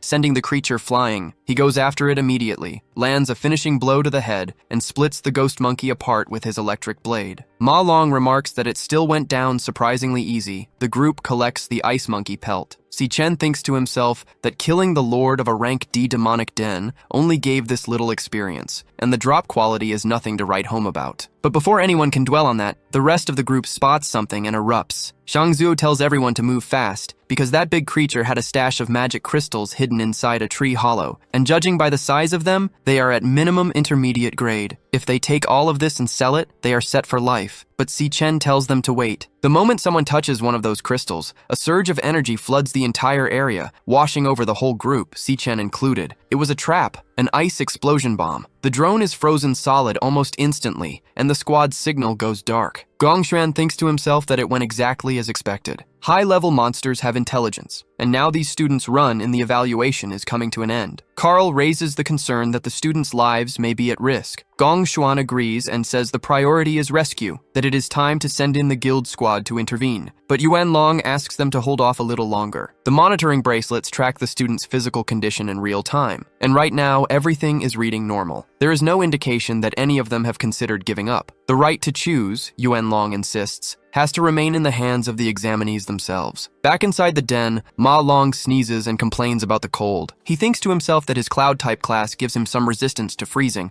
otherwise he would have been wiped out entirely. But then a strange voice begins to laugh. Ma Long stares into the darkness and wonders whether what he is hearing is the true boss of this demonic den. Ma Long spots the enemy in his monster encyclopedia and pieces together what they are dealing with. This is a cloud-type mage skeleton king, a rank C boss, a specialist in ice and snow manipulation with a trap already set and waiting. He starts running, knowing full well that a rare boss like this is not something he can handle on his own. Si Chen is frozen solid, and Ma Long decides he has to move fast. Then a spike tears straight through his leg. He hits the ground, groaning in pain, while the Skeleton King throws his head back laughing and raises his palm for another strike. The bracelet registers the wound on his lower leg and asks whether he wants to withdraw from the evaluation. Ma Long refuses. His only thought is that he needs to defrost Si Chen immediately. He activates his purification effect and aims it at Si Chen, reasoning that if Si Chen recovers, they still have a fighting chance. But before the purification can land, his arm takes a hit. He crashes to the ground, and the purification fails. The Skeleton King keeps laughing, hurling ice bone spikes without mercy. The system chimes in again, flagging that his heart rate is dangerously high and that the spike has penetrated his right arm, and once more it offers him the option to quit. Ma Long actually considers it for a moment. He thinks about how every time things got hard, every time fear crept in, he ran. That pattern is exactly why he has always been left behind. But they risked their lives to get here. This is finally a real chance to change his fate. He is not going anywhere. He pours everything he has into Si Chen, channeling the source of transcendence and burning through all of his remaining mana in one desperate push. The Skeleton King keeps firing spikes, but the ice encasing Si Chen begins to crack and splinter. The spikes close in on Si Chen's arms, and Ma Long screams at him to wake up. And then electricity erupts from Si Chen's body. He activates his lightning god form and launches forward. The Skeleton King barely has time to register what is happening before Si Chen rips him out of position and slams him into a rock. Ma Long lets out a quiet breath, noting that in the end, Si Chen broke free on his own. But Si Chen turns and thanks him, asking how bad his injuries are. Ma Long explains what they are dealing with, a rank C cloud-type lord, extremely powerful, and warns that they absolutely cannot let it freeze them again. Then his eyes go wide. A massive ice explosion bomb is already barreling toward them. Ma Long cannot believe what he is seeing and openly wonders how they are supposed to dodge something that size. The Skeleton King is laughing again. The explosion detonates. The entire area is swallowed in snow in an instant. The Skeleton King cackles at the result, but then something stops him cold. A blue energy is radiating from somewhere ahead of him. Si Chen is standing there, having switched to his Funeral Flame King class,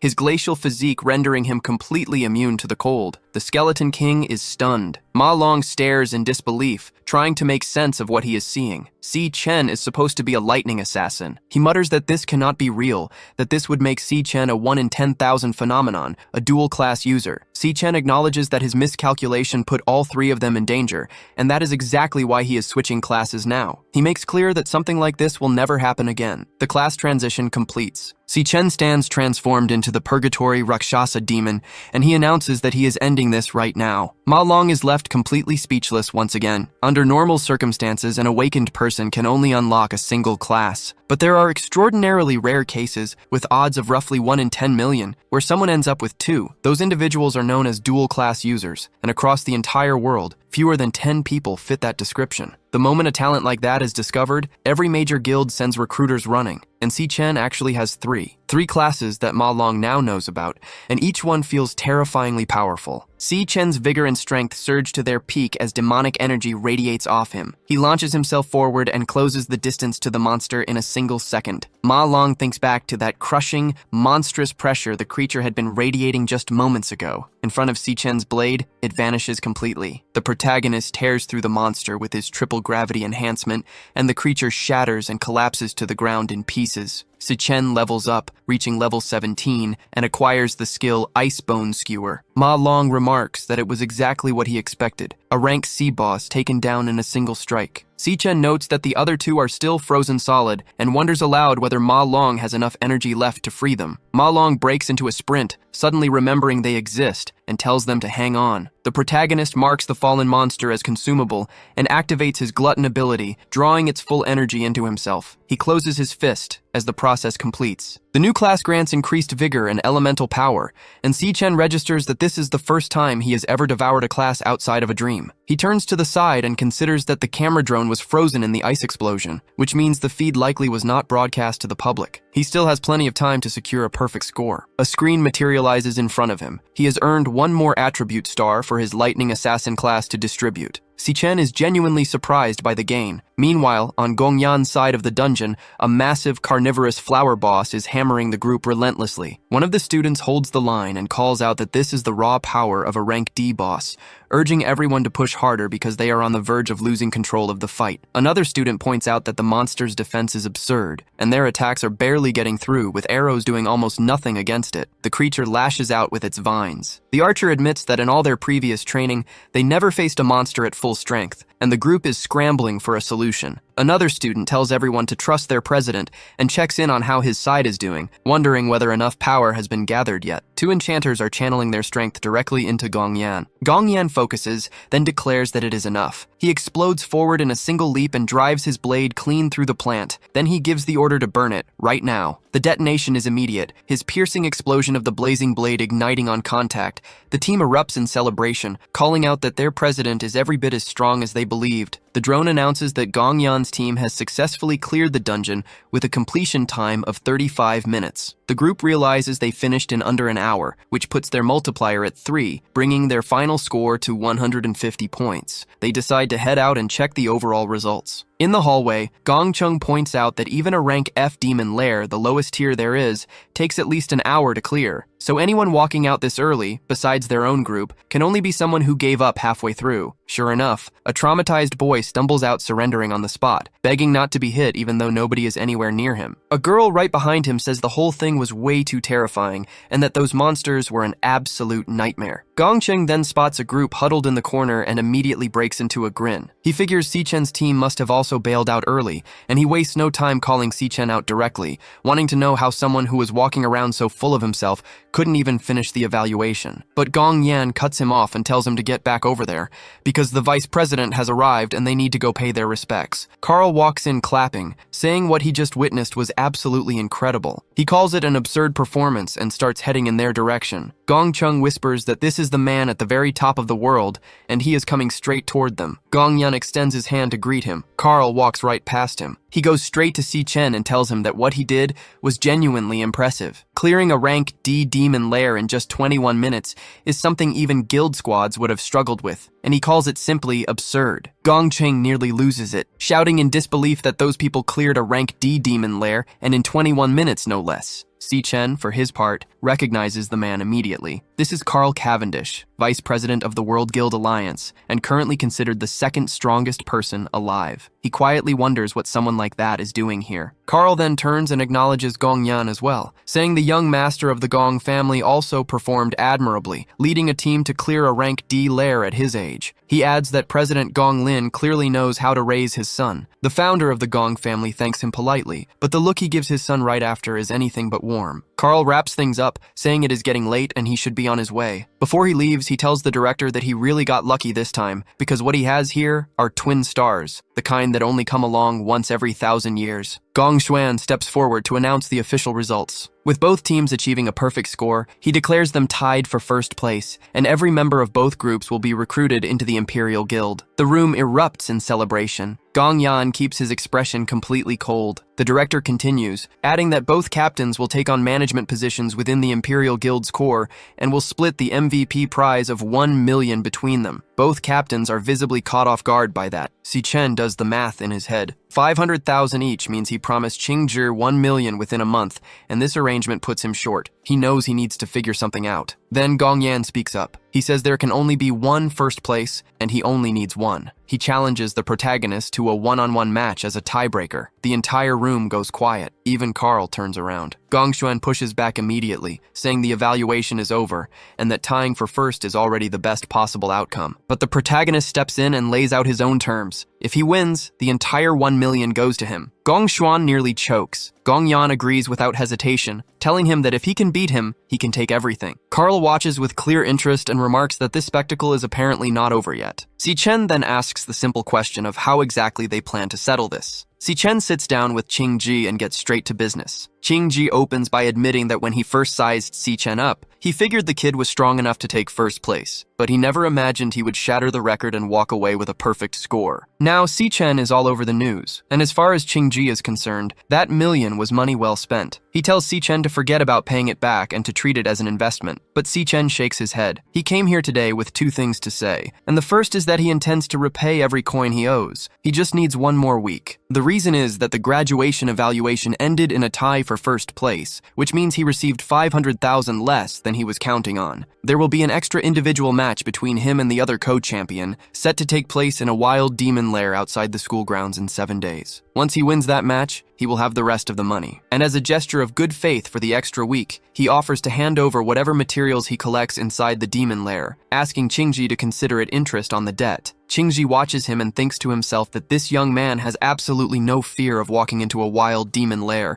His entire focus is on the debt and on paying interest. Ching-ji concludes that Si-chen is genuinely something else. Then Si-chen mentions there is a second matter, something even more important. He leans in and says something the panels keep out of earshot, but whatever it is, it lands hard. Ching-ji actually rises from his chair. Meanwhile, far from the city, at Chingshui Secondary School in Kangchang County, Si-yoon stretches and lets out a satisfied sigh. She just finished her last exam, and summer break has officially begun. She pulls out her phone and then freezes. Today is her older brother Si-chen's graduation evaluation. The memory hits her. 4 years ago, Si-chen was overjoyed when elemental potential was detected in his body, and he was accepted into the National University of Awakened. Si-yoon told him he was going to be just like their parents and become an awakened himself. Si-chen agreed, saying that with that kind of power he could join a strong guild, earn real money, and maybe even uncover what happened to their mother and father. Si-yoon told him he was the best, and that he was going to become an incredible awakened. But that was 4 years ago. Now Si-chen is in his final year and still has not awakened. Si-yoon thinks about how he always worked harder than anyone else at that university, and yet he ended up being the only one who never awakened. Watching everyone around him break through while he stayed behind must have been devastating, but he never let it show. Her friend Ju Tong taps her on the shoulder and asks if she heard the news. Apparently, the National University of Awakened just revealed 2 geniuses. Both of them scored perfectly on the evaluation, and the vice president of the Guild Alliance showed up in person to commend them. It is all over the news. Ju Tong asks if her brother does not study there. Before Si-yoon can process that, a voice cuts in, greeting her warmly by name. The speaker mentions they have reserved the top floor of the Zifeng building and asks if she is free at 8 that evening. Si-yoon does not answer. She just turns and runs. Ju Tong calls after her, asking why she is sprinting away. Si-yoon thinks to herself that students at that university are scoring perfectly and appearing on the news, while her older brother could not even awaken. That thought is too painful to sit with. She decides she needs to get home and cook something good to lift his spirits. Back at their rented apartment, the table is covered with food. Si-chen walks in and asks when she had time to prepare all of this, remarking on how incredible it smells. The television is on in the background, and a news report announces that the university completed its graduation evaluation that morning, with the vice president of the World Guild in attendance. The anchor reports that the evaluation produced dual champions and that Vice President Carl personally praised the results before the media, singling out one of the top scorers who achieved a perfect score. The student in question is named Si-chen. Si-yoon spins around, completely stunned, trying to make sense of what she just heard. Across town, in another home entirely, Gong Lin grips a vine and speaks with cold fury. He set the stage, he assembled the audience, and yet his son managed to ruin everything. The boy did not win. He lost to a newcomer who, in Gong Lin's eyes, does not even deserve to be acknowledged. He tells his son that his autonomy is gone. Gong Lin has already arranged the extra practical match for 1 week from now, and since his son cannot handle this on his own, Gong Lin will handle it for him. Whatever it takes, first place will belong to the Gong family. Back on the broadcast, President Carl is singing our MC's praises, calling his performance absurdly impressive and expressing hope that the country can cultivate more talents of that caliber. Si-yoon can barely believe what she just heard. She wonders out loud whether they really just mentioned her brother on national television. The protagonist asks her what is going on, and before she can even answer, she drops her spoon on the floor. A moment later, a crack of thunder booms from outside, as if the world itself is punctuating the moment. She sits there processing it all. Her own older brother, the one she always thought was a bit of a fool, not only led his team to a perfect score, but also earned a personal commendation from the vice president of the Guild Alliance. She brings her hand up to cover her mouth. The boy she wrote off has apparently become someone genuinely remarkable. The scene then shifts to the night of the practical evaluation, inside a restaurant. Carl is seated across from a woman named Yuan, thoroughly enjoying himself, remarking that the Wagyu from this eastern country is simply the finest he has ever tasted. He asks her how things have been going on her end. Yuan gets straight to business, sliding him a stack of compiled reports covering the past year. She tells him the glutton has left no trace whatsoever during that time, and that he may already be aware of them. But there is one more thing she wants to bring to his attention. She recently flagged a suspicious individual who made contact with the vice president not long ago. The rate at which that particular young man has grown in such a short period of time is, by her assessment, simply too abnormal to be explained by any conventional logic. The story then cuts to inside the Magic Tower.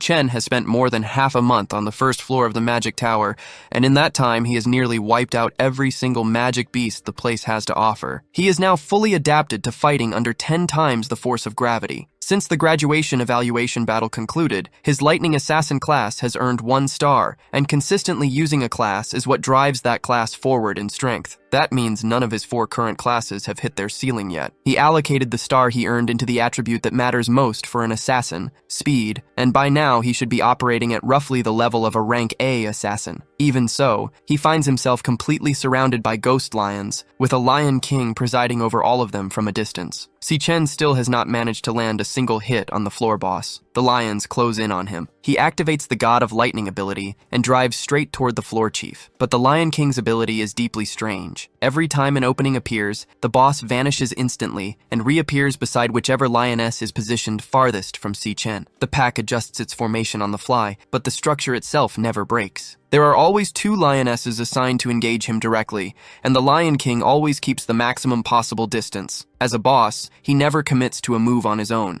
Chen finds himself wondering exactly what class this creature belongs to. A lioness charges at him. He readies his lightning ability and fires it straight into her mouth, but she vanishes the instant the attack lands. Every time he pushes to finish off one of the lionesses, she disappears and reappears beside the Lion King. The moment he stops pressing, another lioness rushes in to bait him into an attack. He prepares 2 abilities simultaneously, but the bosses evade once again. They hold their formation with rigid discipline, cooperating in perfect sync, attacking relentlessly, blinking in and out, cycling through the same pattern over and over, grinding him down in a war of pure attrition.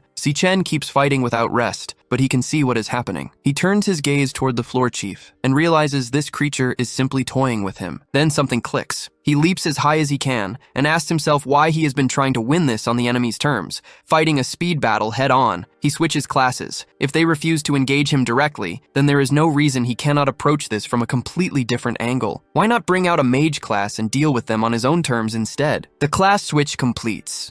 Chen, now at level 27, steps into the power of the Skeleton King. Chen launches dozens of stakes into the monster horde, forcing the lions to scatter and fall back. Rather than letting them regroup, he presses forward, closing the distance on one of them directly. His read on the situation is sharp. He knows a mage dominates at range through sustained damage and crowd control, so he keeps the pressure on, funneling the lions exactly where he wants them. Then he vanishes, stepping through a portal and reappearing on the other side of a lioness, catching her completely off guard. But the real trap was already in motion. The attack he set up earlier is still closing in, and the moment the Lion King is forced into its range, there is nowhere left to go. The Lion King looks up, startled, just as Chen summons his giant ice explosion bomb. The blast hits the ground with tremendous force, lighting up the entire area in a blinding flash. Lions and other creatures alike are frozen solid in the aftermath. Chen switches classes to the Rakshasa of Purgatory and declares that the battle on the first floor of the Magic Tower ends right here. He brings down the triple gravity tribulation on the Lion King, and the monsters crumple to the ground. A dark energy surges out from his body, then dissipates alongside a wave of white energy as Chen stands before the fallen creatures and farms their aura. He levels up to 24, and since the Ghost Lion qualifies as devourable, Chen immediately uses Glutton on it. He wants to know what its true class actually was. The Lion King's energy rushes toward him and is quickly absorbed by Glutton. Sai Chen closes his fist around it. The answer comes through. The Lion King was a beast tamer, a class capable of forcing contracts with creatures. Si Chen notes it is the first time he has ever seen that class in action. It makes sense now why the Lion King never fought head-on. With his other stats not being particularly high, he had to rely entirely on his contracted beasts to deal damage. The teleportation ability was a useful tool for that too. The logic of the class becomes clear. Forcing contracts requires intimidation, and keeping contracted beasts means maintaining that pressure constantly. Then the environment begins to shift without warning. Si Chen wonders if this is what the first floor of the Magic Tower originally looked like, because what surrounds him now is a desolate, barren place. He wants to know what happened here. A portal opens directly in front of him. Si Chen recognizes it immediately as the passage to the second floor and thinks it has finally appeared. But before he can move toward it, a pair of purple eyes watches him from a distance. He turns around. Tucked inside a pile of bones, something is hiding. It is a small, adorable lion cub bound in chains. Si Chen wonders aloud if there is still a stray lion cub somewhere on this floor, and it looks like this one is the last. He thinks it through. He already took the life of the Lion King, but this cub never dissipated, which means it was not one of the Lion King's contracted beasts. There are stellar chains wrapped around its body, and Si Chen suspects it may have been imprisoned by the Ghost Lion King. He activates his lightning energy, illuminating everything in front of the small lion. Then, without hesitation, he simply cuts through its chains. The cub immediately faceplants straight into the ground. Si Chen tells it that he is giving it back its freedom,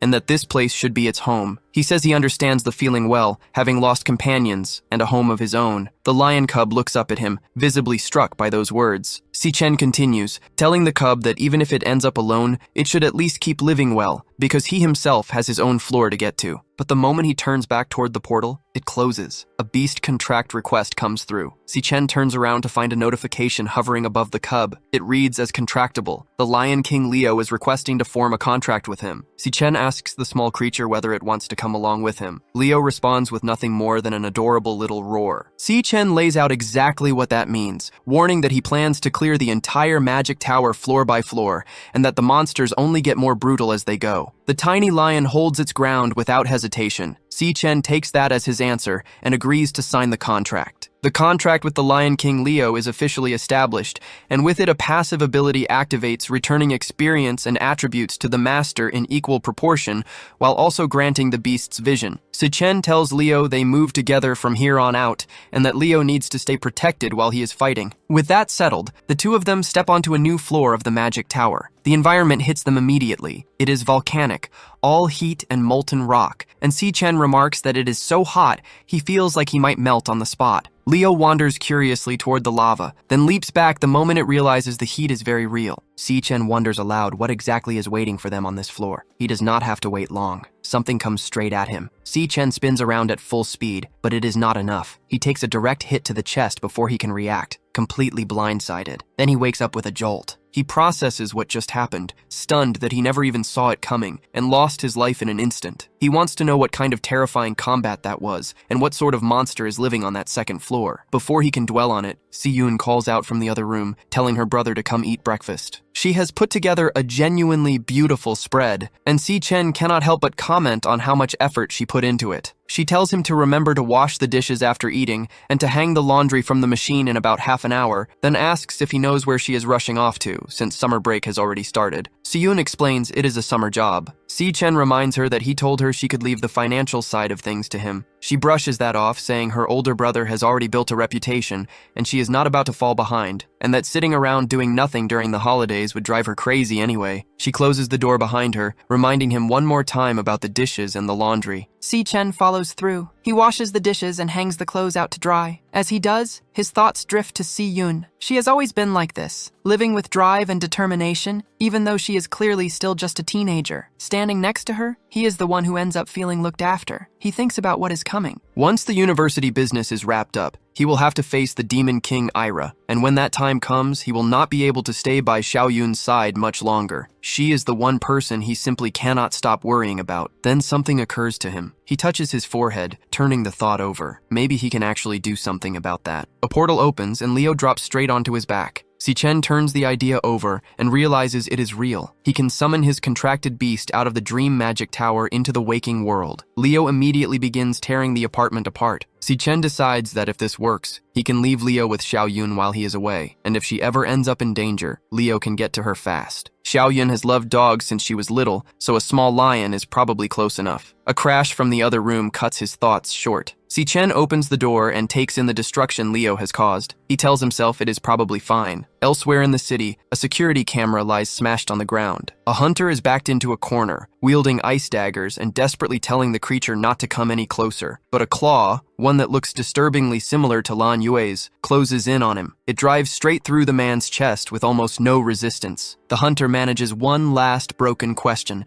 asking what this thing is and what kind of monster it could possibly be, before the claw consumes him entirely. Later that day, Xiaoyun makes her way home, muttering that her shift is finally over and that the amount of people buying milk tea during summer break is genuinely overwhelming. She wonders whether her brother will like the flavor she picked up for him. She turns onto the path leading home, but then she stops. She starts to look back over her shoulder, and the color drains from her face when a voice speaks up, telling her she has finally made it here. Jin Duoxin stands there holding out a bouquet of flowers, telling Si-yun he has been waiting for a while. He reminds her that the last time she ran off from school before even seeing his invitation, and tells her not to worry because he has reserved the entire top floor of the Zifeng building again for that evening. Si-yun wants to know how he found out where she lives. Jin Duoxin explains casually that his father is the director of the top hospital, and getting that kind of information is nothing to him. Si-yun tells him plainly that they do not live in the same world, and asks him not to come looking for her again, but Jin Duoxin grabs her by the wrist. He demands to know if she has any idea how much effort it takes to reserve an entire floor of the Zifeng building. And on top of that, he had invited a whole crowd of people, so her not showing up was a massive show of disrespect. Si-yun fires back, asking why she should give him any attention at all, and points out that showing up and lurking around someone else's home like this is genuinely unsettling. Jin Duoxin snaps back, asking who she thinks she is, insisting he has been more than generous with her, and warning her that he could make things very difficult for her in under a minute. Si-yun answers that threat by headbutting him square in the face. She tells him to go to the hospital and get that brain of his looked at, warns him not to bother her again, and informs him that he has completely ruined her day. Later, back at home, Si-yun cradles Leo in her hands, absolutely delighted. She asks where on earth Si-chen found such an adorable magical beast. Si-chen tells her the creature is named Leo, and that he is now her responsibility. Si-yun marvels at the fact that adult male lions are supposed to be the only ones with a mane, yet this tiny little thing already has such a full one. Si-chen watches her with a smile, quietly satisfied that she has clearly taken to Leo, and figures there is nothing left to worry about on the home front. Then his phone goes off. He opens it, and a smile spreads across his face. His proposal for the guild department review has been approved, and his plan can now move forward without any obstacles. In 6 days, he will clear the supplementary test. Out in the suburbs near the Greenlight Forest,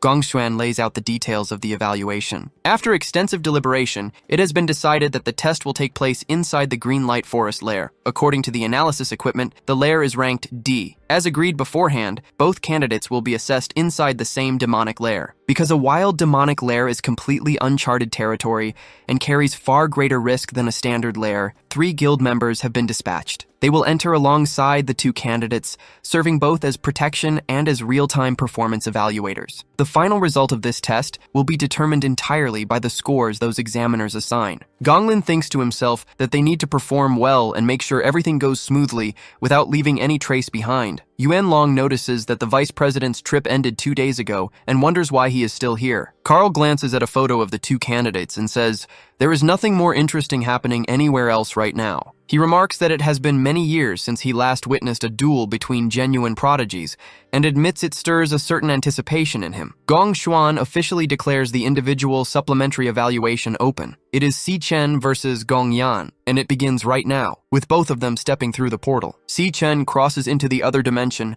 and finds himself surrounded by a vast forest. He stands alongside Gong Yan as Kai-yu observes that this appears to be a flower-type demonic lair. Then a message materializes in front of Si-chen, originating from the demonic core. It carries a warning that a high-risk magical beast has been detected. The warning disappears just as quickly as it came. Si-chen finds himself wondering whether even a rank D demonic lair could be hiding high-level magic beasts somewhere inside. The two candidates press deeper into the forest path. Si-Chen and Gong Yan walk side by side through the dense undergrowth, while Kai Yu, watching from the monitoring room, notes how thick the fog has gotten and reminds everyone to keep their eyes locked on the candidates at all times. Then something stirs beneath the ground. A rank D venomous ant bursts up from the earth, and Gong Yan has his sword drawn before the creature even fully surfaces. He moves straight at it without a moment of hesitation. Sato observes that the reaction speed is almost too fast, though he adds that magic beasts from a wild demonic lair are far tougher and more vicious than anything the candidates would have faced in a school setting. The ant fires a corrosive venom shot. Gong Yan slices clean through the projectiles mid-air and keeps moving forward without breaking stride. He splits the creature in two, then drives a thrust straight into its chest, unleashing the piercing burst of his burning blade. His katana blazes with the force of the strike. The instructors break it down one by one. Kai Yu awards 10 points for attacking the instant the beast appeared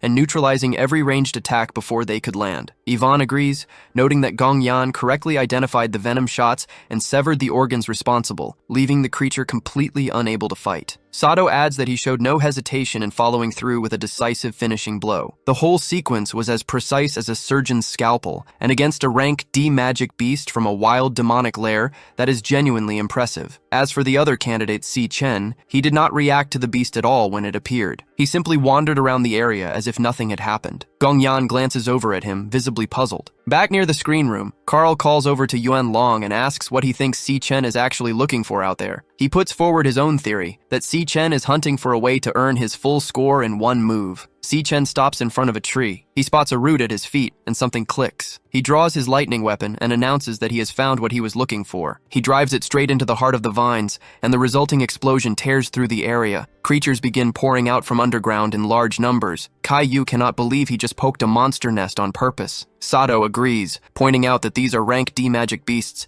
and that Si-Chen has just put everyone in the vicinity at serious risk. Gong Yan watches, trying to figure out what Si-Chen is planning. Si-Chen does not slow down. He activates the God of Lightning and launches himself forward at full speed, cutting through every single creature that comes at him. He tears through them one after another without stopping, and when the dust settles, every last one of them is down. The protagonist stands with his weapons lowered as the bodies of the fallen beasts hit the ground around him. The instructors are stunned. They point out that the report listed Si-Chen as only rank E, and they cannot wrap their heads around how he just killed that many rank D magic beasts above his own level. Ivan says flatly that there is no way to justify giving this candidate a low score. Gong Yan says nothing. He just quietly calls out Si-Chen's name. Back in the room, Carl is thrilled. He says the old man called it perfectly. A showdown like this right at the start of the evaluation. And now the real question is how Gong Yan is going to respond. But Gong Lin, watching in silence, slowly closes his fist. Then the feed starts to break up. The screen fills with static, and the signal cuts out entirely. Yuan Long asks why the signal has dropped again. Outside the demonic lair, a scientist sits at a terminal, still typing, when an anomalous signal registers on the system. The rank classification shifts, changing from rank D to something the system cannot identify. The scientist stares at the screen, unsure of what just happened. Inside the lair, the entrance has vanished. It is simply gone. And then a strange melody begins to drift into the protagonist's ears. He recognizes it immediately. It is the voice of the Demon King of Wrath. Gongshuan reports that the entrance has vanished, and they still have no idea what happened. Only that the equipment picked up a sudden anomaly in the signal. He figures they need to call in reinforcements from their superiors right away, wondering if something has gone seriously wrong inside the den. Meanwhile, the melody keeps resonating without stopping. Gong Yan looks around, completely lost. Kai Yu asks if the others heard that, and Sato says it sounds like some kind of strange noise. Inside, Si-Chen keeps turning the same thought over in his mind. That sound belongs to the Demon King of Wrath, and he cannot understand why it is appearing here now, 5 years ahead of schedule. A high-level organism has been detected, and the demonic heart has already sent out its warning. Something is right behind him. Then the laughter of the Demon King of Wrath begins to fill the air. Sato stares into the thick fog and demands to know what on earth is lurking in there. The Demon King of Wrath steps out from within the mist. He tells them they took the bait perfectly. Sato is stunned, asking whether that monster just spoke. He processes it quickly, recognizing that any beast capable of speaking human language is at minimum upper rank C, and he cannot wrap his head around how something of that level is sitting inside a rank D demonic den. A monster of that caliber is far too dangerous for the candidates. Sato charges forward with his purple axe, telling everyone to get behind him, but his axe is cut clean through. The Demon King of Wrath drives forward with his insect blade,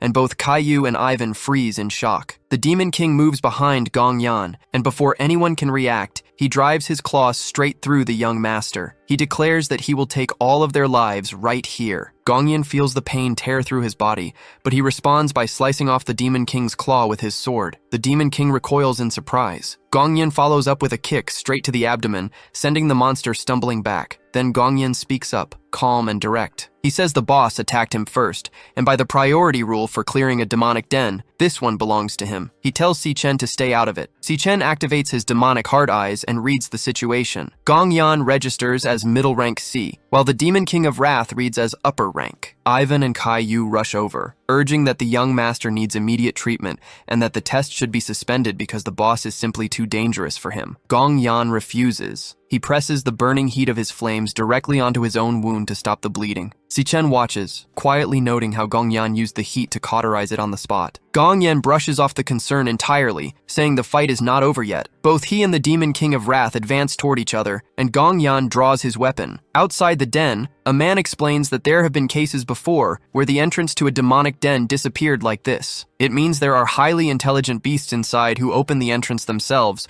wait for humans to walk in, and then trap them. Gong Xuan asks what they are supposed to do, since there is no way to force the entrance open from outside. Lin Wuke says there is only one way to make the exit reappear, and that is for the people inside to kill the den boss themselves. Gong Xuan figures it should not be too difficult since there is a rank C boss inside, and their group averages around rank C. But Lin Wuke corrects him. The rank D classification is a disguise, deliberately constructed by the boss within. Based on his observations, this demonic den is most likely the true culprit behind the disappearances of awakened individuals that they have been investigating for so long. In reality, this is a high-risk demonic den of rank B. Gong Yan holds his ground as the monster throws attack after attack without a single pause, parrying each strike with his sword and maintaining a clean combat stance throughout. When Ira winds up and charges with its arm, Gong Yan leaps clear of the blow, and the creature drives its hand straight into the ground instead. That opening is all Gong Yan needs. He calls out that the monster's guard is finally exposed, and in one clean motion, he separates its head from its body. The severed head rolls across the ground,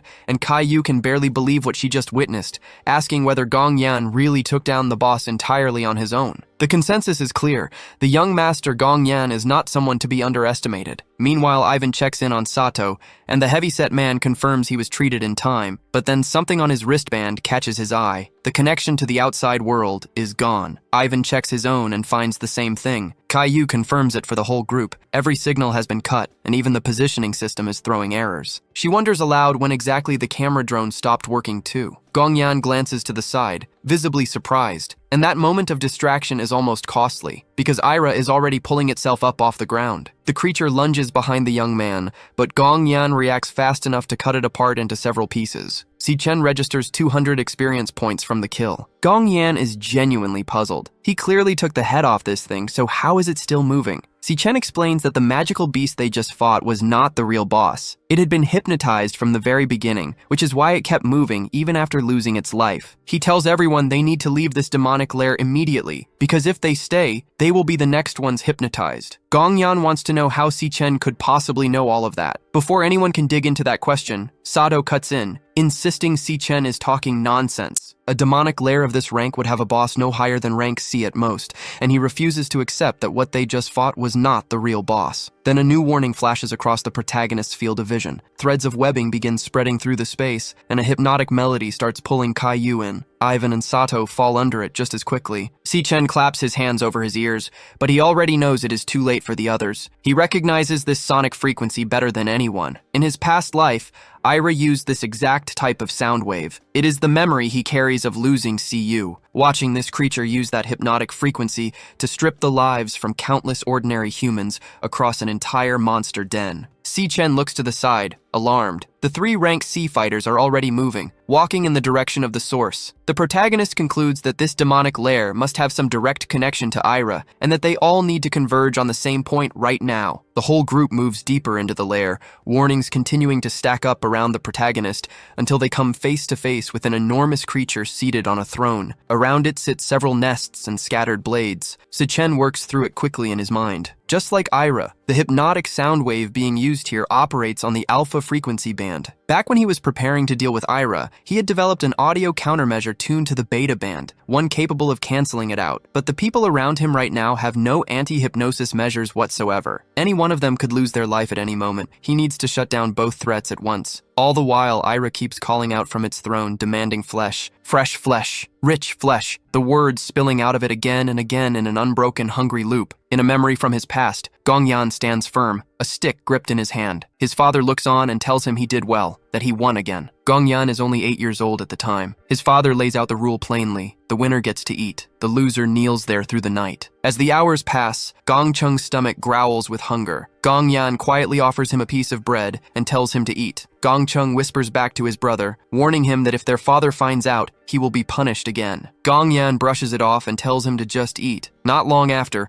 a whip catches Gongyan across the face. His father walks toward him and poses a question. He asks whether Gongyan understands how the Gong family reached the position it holds today. The answer, according to him, is simple. He has always been the winner, and only winners have the right to set the rules. The two boys need only follow his. Gongyan pushes back, asking whether that would mean he gets to set the rules if he beats his father. His father just laughs at that. The next day, Gongyan's sword is shattered. He hits the ground, wounded, and makes clear that his challenge was directed at his father, not at the others. He demands to know why his father sent members of the Emperor's squadron to do this. His father explains that true strength is not limited to personal power alone. It also includes the power one holds in one's hands. The rules of the human world, he says, are not as simple as Gongyan imagined, but there is one absolute truth. That truth is to win. The means are irrelevant. Only the result matters. As his son, Gongyan must always come first. Even if it means abandoning everything, he must win. Winning, his father tells him, is the only value he has in this world. Those words stay with Gongyan, repeating in his mind. Back in the Den of Wrath, the scene picks up right where things left off with the protagonist. He channels his electricity, ready to end the boss fight then and there. But Gongyan grabs his hand and tells him to wait. Gongyan, blood dripping from his wounds,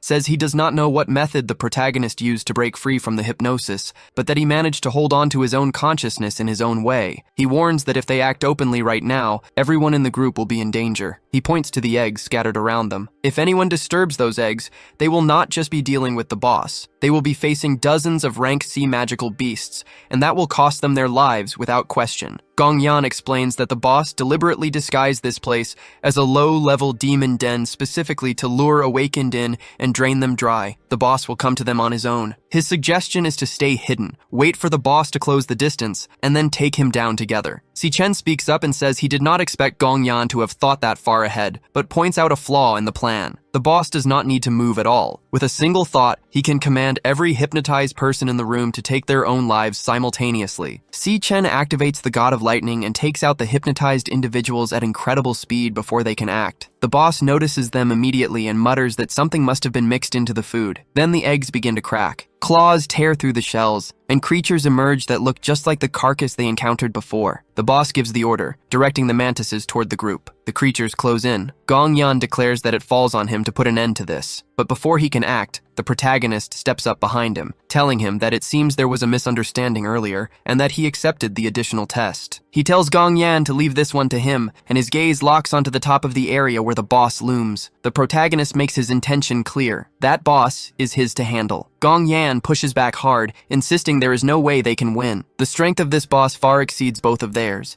ranking at minimum B and possibly already touching rank A. His conclusion is firm. They need to pull everyone out and evacuate immediately, because that is the only viable option. The protagonist acknowledges that this boss will not be easy to deal with, but he points out something critical. The gates of the demonic lair have already closed. If they had not, the Imperial Guild Squad would already be on the scene. Gongyan reacts with visible surprise at that observation. The protagonist activates his demonic eye, scanning the boss carefully. He cannot get a read on its rank. He reasons internally that if it truly is rank A, its combat power would be on par with the Ghost Lion King from the Magic Tower. Before either of them can think further, the praying mantis monsters surge toward them. The protagonist intercepts the first strike, deflecting it with a bolt of lightning. A second creature tries to flank him from the side, and Gong Yan shouts a warning, slashing into it while the protagonist handles the other. More monsters come pouring in from every direction. Gong Yan warns that with numbers like these, they will eventually be worn down. But the protagonist is already building power, channeling his electric blade and releasing it in a wide arc directly into the swarm. The attack punches clean through dozens of the mantis creatures at once. He then surges forward using the God of Lightning, cutting down 3 more in rapid succession. Gong Yan watches in disbelief, struggling to process what he is seeing. The assassin class is known for low raw strength, and being surrounded like this should be a catastrophic disadvantage. Yet the protagonist is hitting every vital point with surgical precision, compensating for the lack of brute force through pure speed and technique. The speed he is moving at right now, Gong Yan estimates, is at least on the level of a rank A fighter. Gong Yan grips his sword and steadies himself, thinking that maybe, just maybe, they actually have a shot at winning this. The boss has seen enough. It declares that this has gone on too long and activates its supreme enhancement. The mantis creatures under its command surge with renewed vigor and strength, launching themselves at the protagonist at full speed. The boss of Wrath gives the order, demanding they tear the protagonist apart. Si Chen reads the incoming strike and sidesteps it with ease, dismantling the attacker with just a few clean cuts. Gong Yan tells himself to hold the line. The protagonist keeps pressing forward, striking monster after monster without pause. Then one of them creeps up behind him. Si Chen reacts faster than it can move, turning the tables and landing several rapid cuts on the creature before it can follow through. Another monster pivots and catches the protagonist with a heavy arm strike, sending him skidding back a step. Si Chen takes stock of the situation. These magically enhanced beasts are operating close to rank B in terms of raw attributes. Their shells are extremely hard, and hitting the vital points cleanly is no longer straightforward. He needs to find a way to break through that armor. But then Gong Yan calls out to him with gratitude. The time the protagonist bought him was exactly what he needed. His final attack is fully charged. Zhu Tong arrives at the rented apartment with apologies, explaining she ran a little late because she stopped to pick up drinks. Si Yun tells her not to worry, that her brother still hasn't come home. Zhu Tong asks whether her brother even knows yet that she passed the Art Academy exam. Si Yun says she told him she had something important to share today, and that he might be back late. Then she notices they're out of garlic sauce. She tells Zhu Tong to wait at the apartment while she heads out with Leo to grab some, and she figures she'll pick up a snack while she's at it. At Ji's convenience store, the payment goes through without a hitch. Si-Yun makes a quiet observation about Leo, noting how well-behaved he is. He doesn't make a sound or squirm around in her bag. She makes a mental note to buy him some biscuits next time, but somewhere in the alleyways nearby, someone is watching. One man tells his partner that he's had eyes on her for a while now